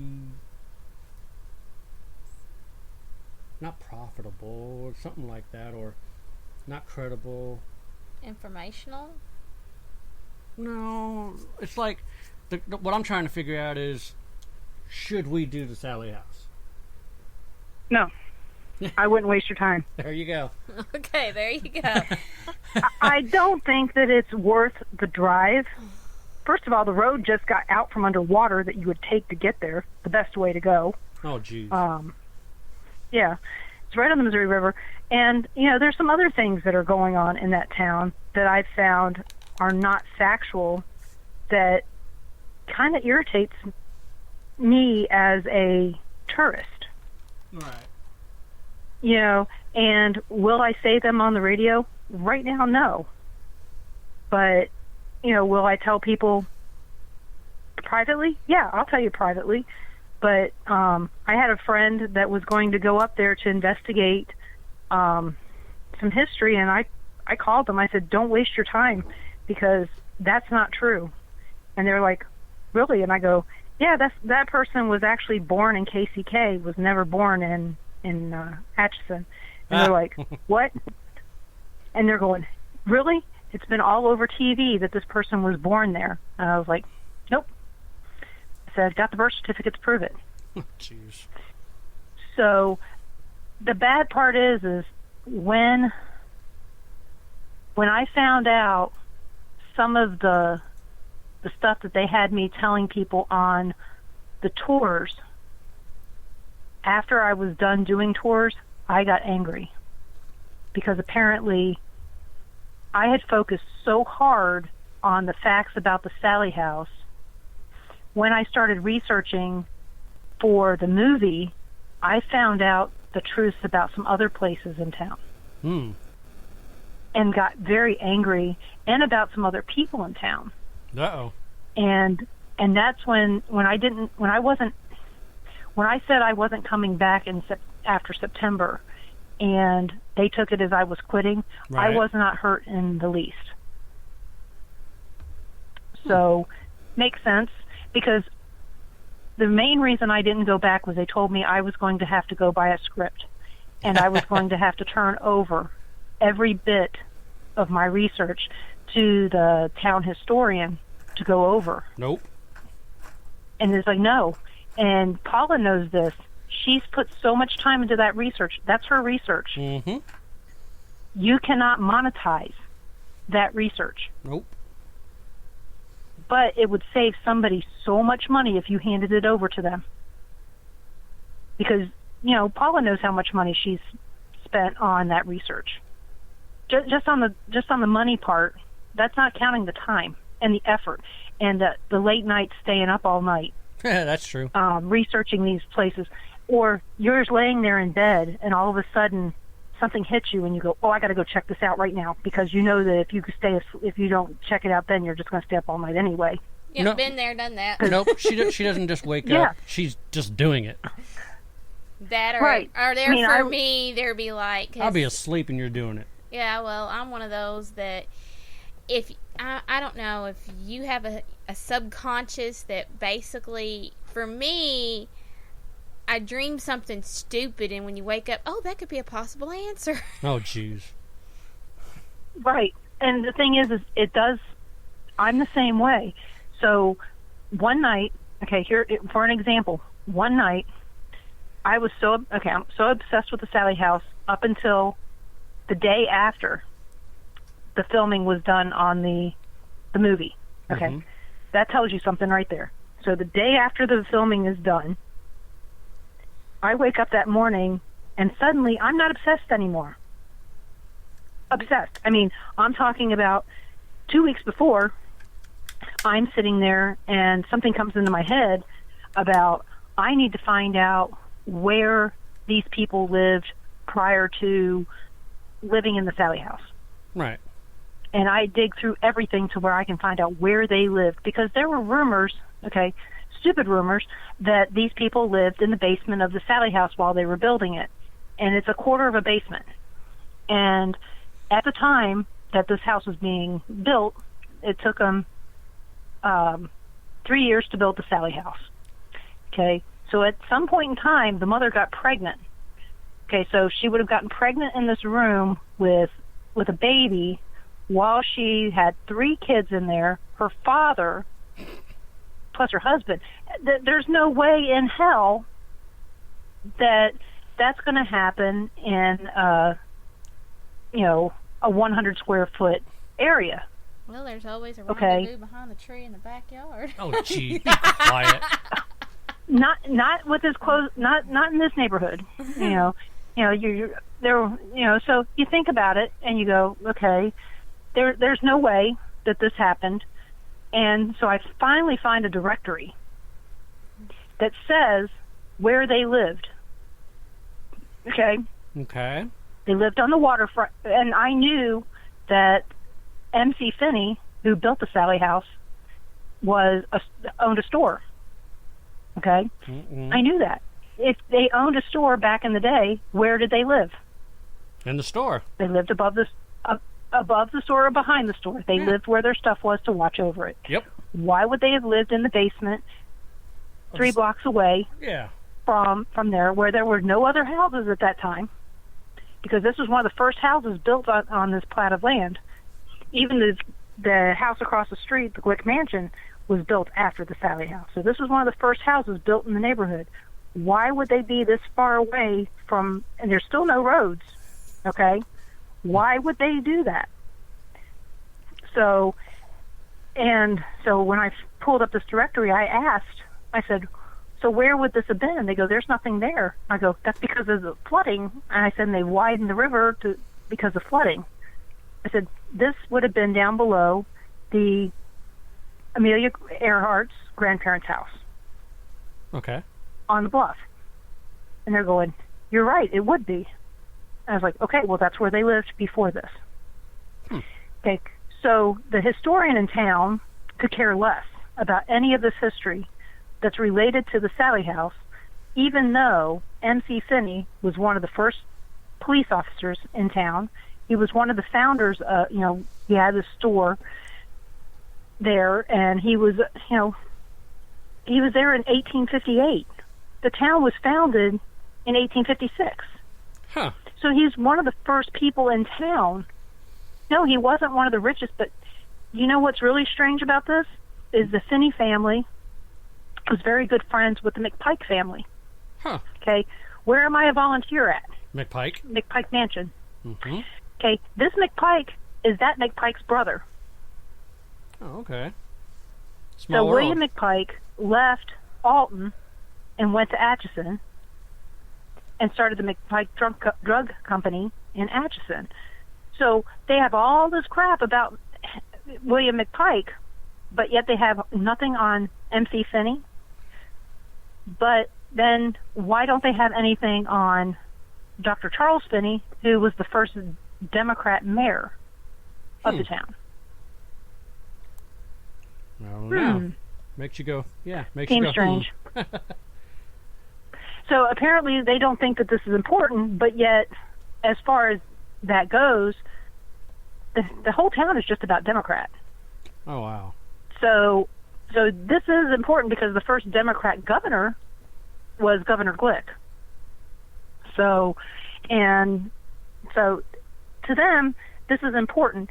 I mean, if it wasn't for Dr. Finney, they wouldn't have sewers on where the Sallie House is. Oh, wow. You know, yeah, he was on the sewer committee. You know, and like I said, there's all kinds of stuff that I found that says, hey, this family, even though they didn't do anything great, they were a good family and they helped set this town to be a good town. Thank God they didn't run any brothels. I mean, some of the ones that ran brothels got a whole lot more, there was like 8 brothels in town. Oh. That got a lot more information on that, the people that ran those, than that. I mean, there's even more information on those brothels than there is on the Underground Railroad in Atchison. Isn't that just weird? Yep. But, of course, Atchison was founded by a guy who wanted there to be slavery in Kansas, David Rice Atchison. Ah, okay. So there was only a couple places in town where there was Underground Railroad, and that's even hard to find any information on those. But, like I said, I can find more on the brothels than I can on that. So it's kind of weird. But like I said, the whole town is kind of strange. But yeah, so the bad part is that I found some stuff that irritated the life out of me. The bad part is nobody up there wants to talk to Richard to finish up the film. Joe wasn't coming back he wasn't coming back to finish the filming because as far as he was concerned, his part was done. And Richard was the contact anyway. So I'm screwed until they finish up the post-mortem, and I'm hoping that Steve Hayes and I and his wife and Ron can get together and we can finish it up and get that in the can so that we can finally tell everybody the truth about what happened and why I'm not obsessed anymore. Well, did this guy hit the Sallie House with an exclusive? I mean, he's got it locked down for filming? Or no? Well, I don't think so. I think he did just for those days that he had it. That was it. Okay. I was just wondering, because we've actually had to go through a situation like that where there was a team that, well, actually, not a team, a crew that slapped an exclusive on the Randolph County Infirmary, banning us from going there to film because they were using it for their show. I was just kind of curious if that was the same thing, because that does happen a lot, and I think that's just bullshit. That's wrong. No, that's just wrong. But no, there is no... Only thing I have is an NDA that I can't tell you the rest of the story until Paul Harvey gets it in his little can. And how many years is your NDA locking you out for? 5? Just until they get it filmed. Oh, there has to be a time on it. You have to have like 1 year, 2 year, 3 years. I know. I know. I mean, I verbally promised him I would not put it out on any media until he filmed. So the NDA piece of paper says 3 years. Yeah, what I thought. And we're already at 2, coming up here next month. Yeah, 3 years is then the contract's void. Yeah, right. But like I said, verbally, I told him that I would keep my mouth shut as long as he needed me to. But I already have it written up to be put in a book. Yeah. As soon as he gets his stuff done. Wow. Man, I can understand. You know, I am already printed up by Mike Rickstecker's already got me printed up in one of his books. Oh wow, yeah. I mean, I can understand sitting there procrastinating on it, but geez, waiting that long, that's just nuts. Well, I understand. Like I said, I understand between the illnesses between me and Steve, and then Richard and his wife. I totally understand. And then Atchison dragging their feet and nobody wanting to talk to him. Mm-hmm. That just happened. And we were supposed to talk the week of the 4th of July, so we're only 2 weeks behind. So from the last time we talked. So hopefully we can get something done here in August and get it over with. It'd be nice, but we won't be coming out there now, though. Like I said, I've always been honest with you, and you know that. Oh yeah. Yeah. You know, when we first started doing this, I told you you need to come, and I'll give you the tour, and I'll tell you anything you want to know. And once my interest went away, I've told you for the last almost 2 years, don't come. Yeah. It's not worth it. I'd hate for you to drive all the way out here and get nothing. True. How far? Or get something residual from somebody else's investigation. True. How far are you from the McPike? We are 350 miles. Yikes. And you're a volunteer there. Yep. That's not a hop and a skip. No, and we do it twice a year that we volunteer for Sharon. And this year I ended up volunteering for her an extra day in June at the Mineral Springs Paracon, the Haunted Road Media Paracon at Mineral Springs. So that worked out. We just happened to be there. And she needed a volunteer, so I helped her out.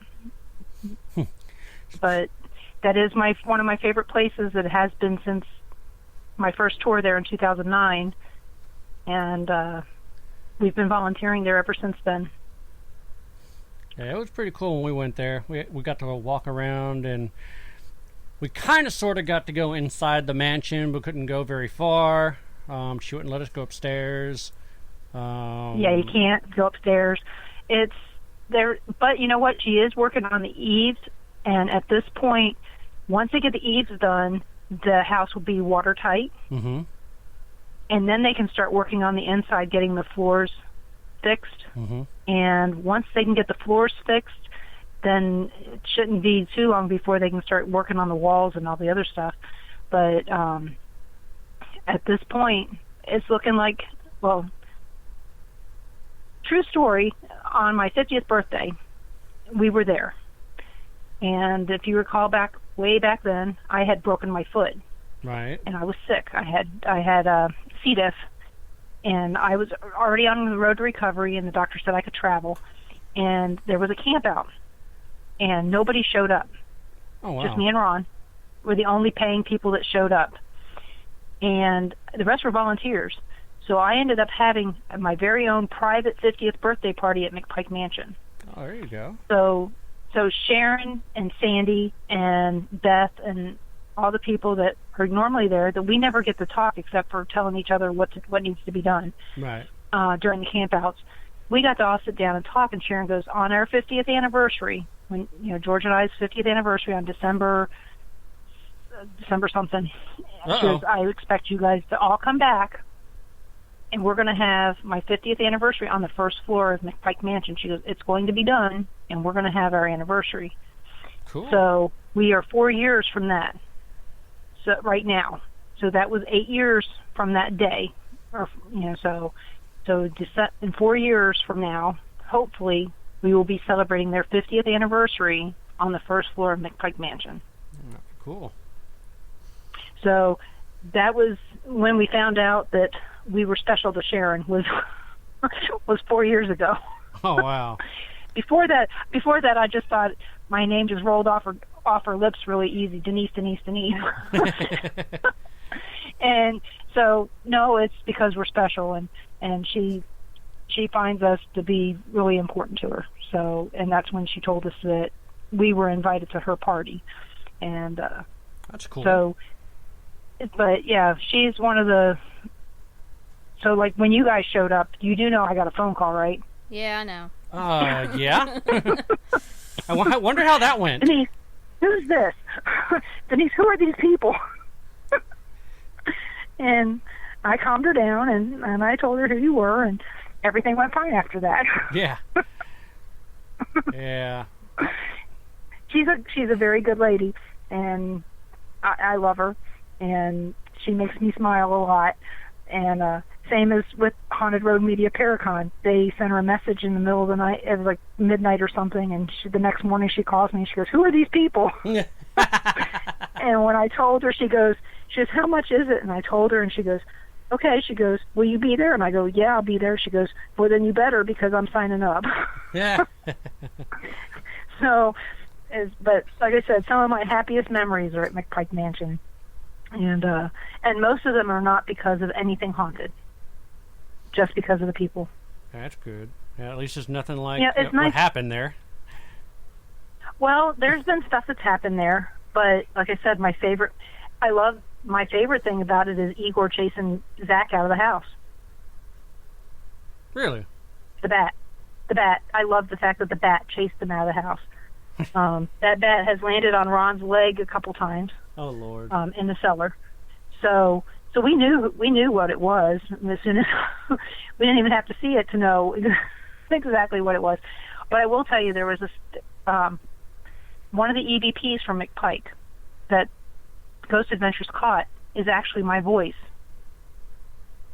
Now, how's that possible? And guess where we were? I don't know, but Ron pulled it up on. He was watching the Riverbend one, and the one where they put them together, and he goes, "You're not going to believe this." He yelled for me. I was in the kitchen. He goes, "Come here!" And I go, "What?" And he goes, "Listen to this." And I think it's the one where he said, "You're going to get hurt." He goes, "That's your voice." And we were in Mattoon that day that they were filming. So I wasn't there. I just knew that, because I remember seeing pictures of Coyote Chris at Mineral Springs, with sharing that they were doing the filming at Mineral Springs at that time, and Sharon had told me in June before that they were going to be filming. She asked me my opinion, and I won't tell you what my opinion was, but I gave her my opinion and all that. And so when they were filming, we were in Mattoon, and so somehow, some way, my voice got on the EVP. So. I don't know if maybe one of the spirits was mimicking me. Possible. Or what. But, a lot of the EVPs that these TV shows get, I don't hear anything. Yeah. But on that one, I truly heard my voice. And it's just funny. It made me laugh. So now you're going to have to go back and listen to it, and you're going to go, "Yep, that sounds like her." Oh, yeah. Well, I'm going to have to. Yeah, because Sharon asked me to get that down to DVD for her, and I told her, I said, "If you want me to," I said, "I can break it down into individual cells so we can get a good picture of Igor chasing Zach." So if I can do that, I know I can get the Audacity and get down that EVP down to where you can hear it sounds like me. So, but it just made me laugh. Yeah, I'll have to check that out. All right, well, now is your time to tell our listeners where they can find you, how they can find you, what events you're going to be currently at. The floor is yours. And it hasn't been mine for 2 hours. If you really, really want to find me, you can. I'm on Facebook, and my show is Paranormal Pride. It's on Monday nights at 7 o'clock on WBHM-DB.com, and I'm on coming up on my 5th year already, and so that's good. You can find me out there anytime. And then on August 17th in DeKalb, Illinois, we have Spoof Show Con going on, and I'm the co-host, and I'd love to see you guys there.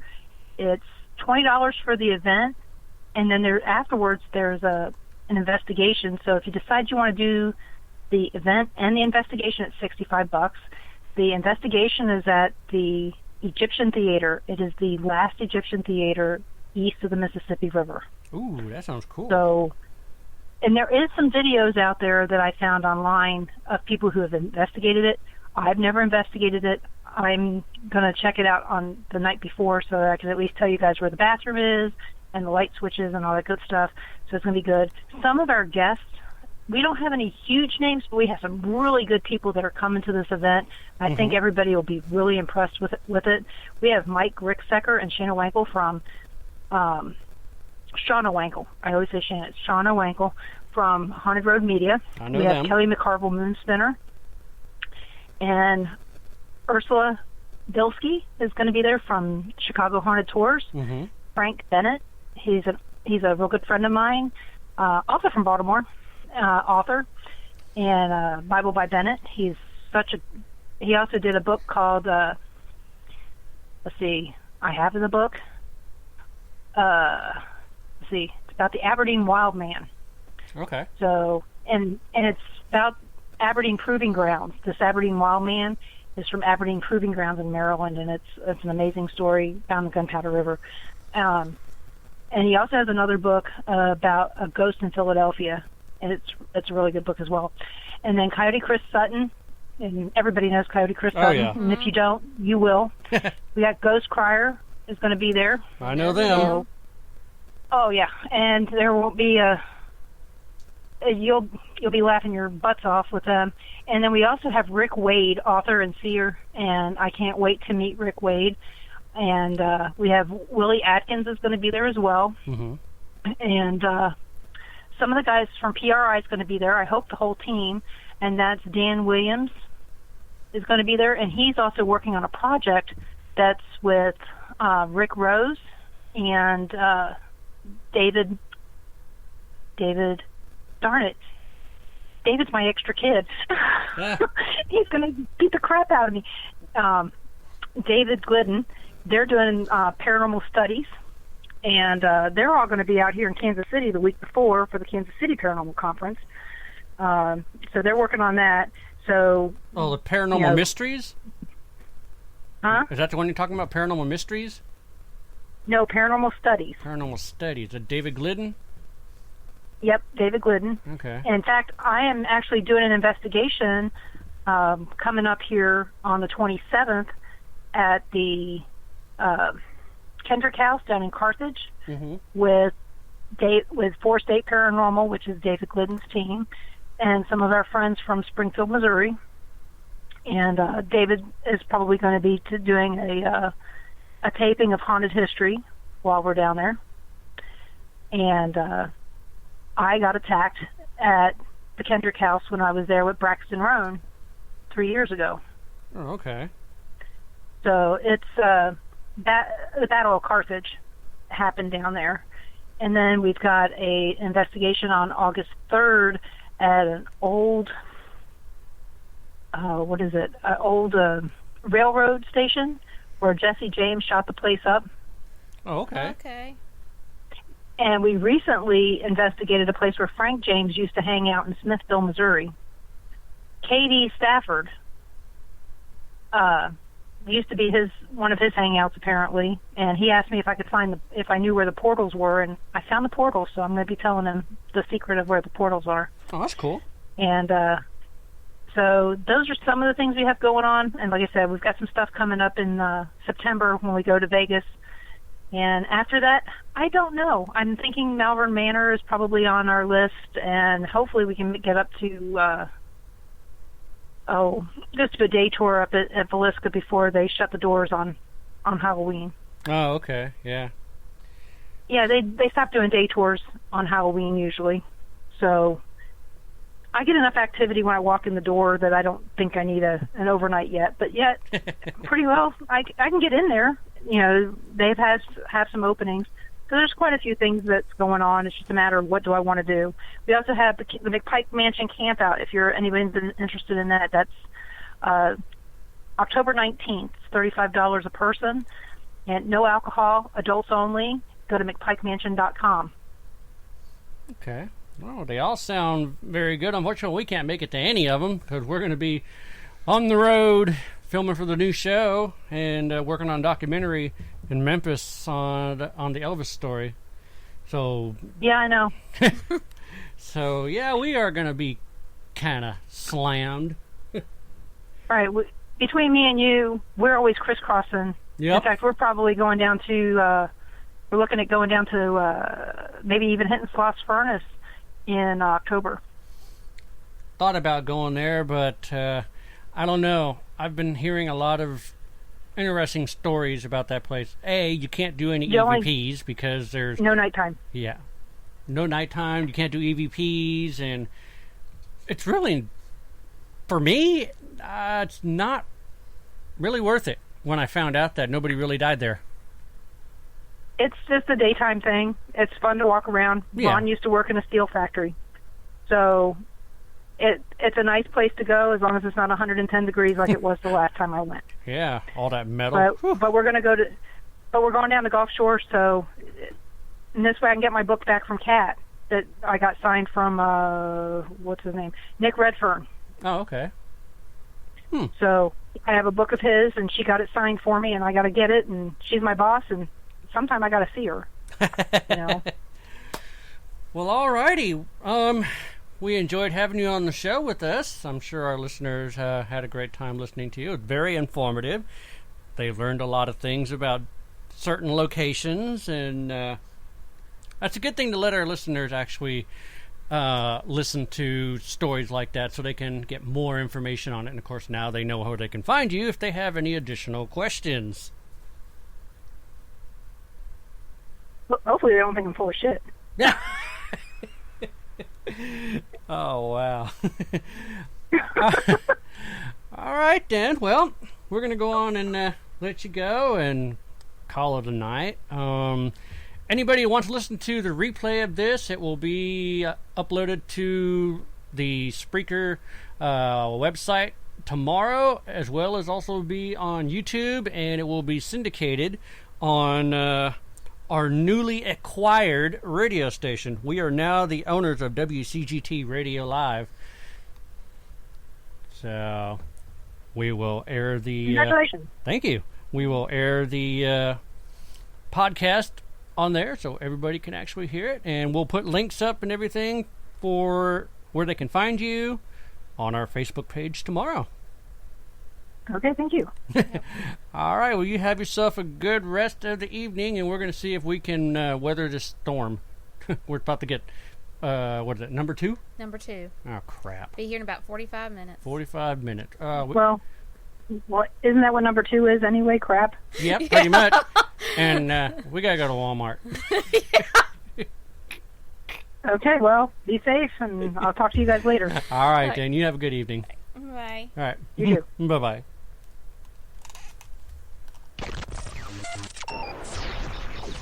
Phantasmic Journey Podcast is brought to you by Tascam and Amazon Studios. For more than 30 years, Tascam has developed products for every segment of the sound and music industry. From the high-end audio professional in a major post-production studio to the novice of hobbyist at home, Tascam is everywhere. They are a company committed to providing their customers audio and video solutions that enable breakthroughs by using sound in ways that are exciting as they are accessible, even recording the voices of the dead. You asked for a non-scripted paranormal TV show. You begged for a non-staged paranormal TV show. You begged and you pleaded, and we have listened. We present to you Season 1 of The Paranormal Journey into the Unknown. It was released October 31st, 2017. In this series, we show you what it's like behind the scenes and conducting a real paranormal investigation. Join Gavin Kelly, Paul Purcell, and their special guests to seek out the existence of life after death by going to numerous haunted locations such as jails, hospitals, battlefields, and museums, collecting compelling evidence by means of video, photography, and EVPs.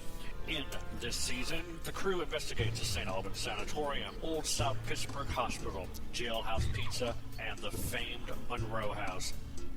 And you can watch Season 1 of The Paranormal Journey into the Unknown on Amazon.com right now. Season 2 and 3 will be coming soon.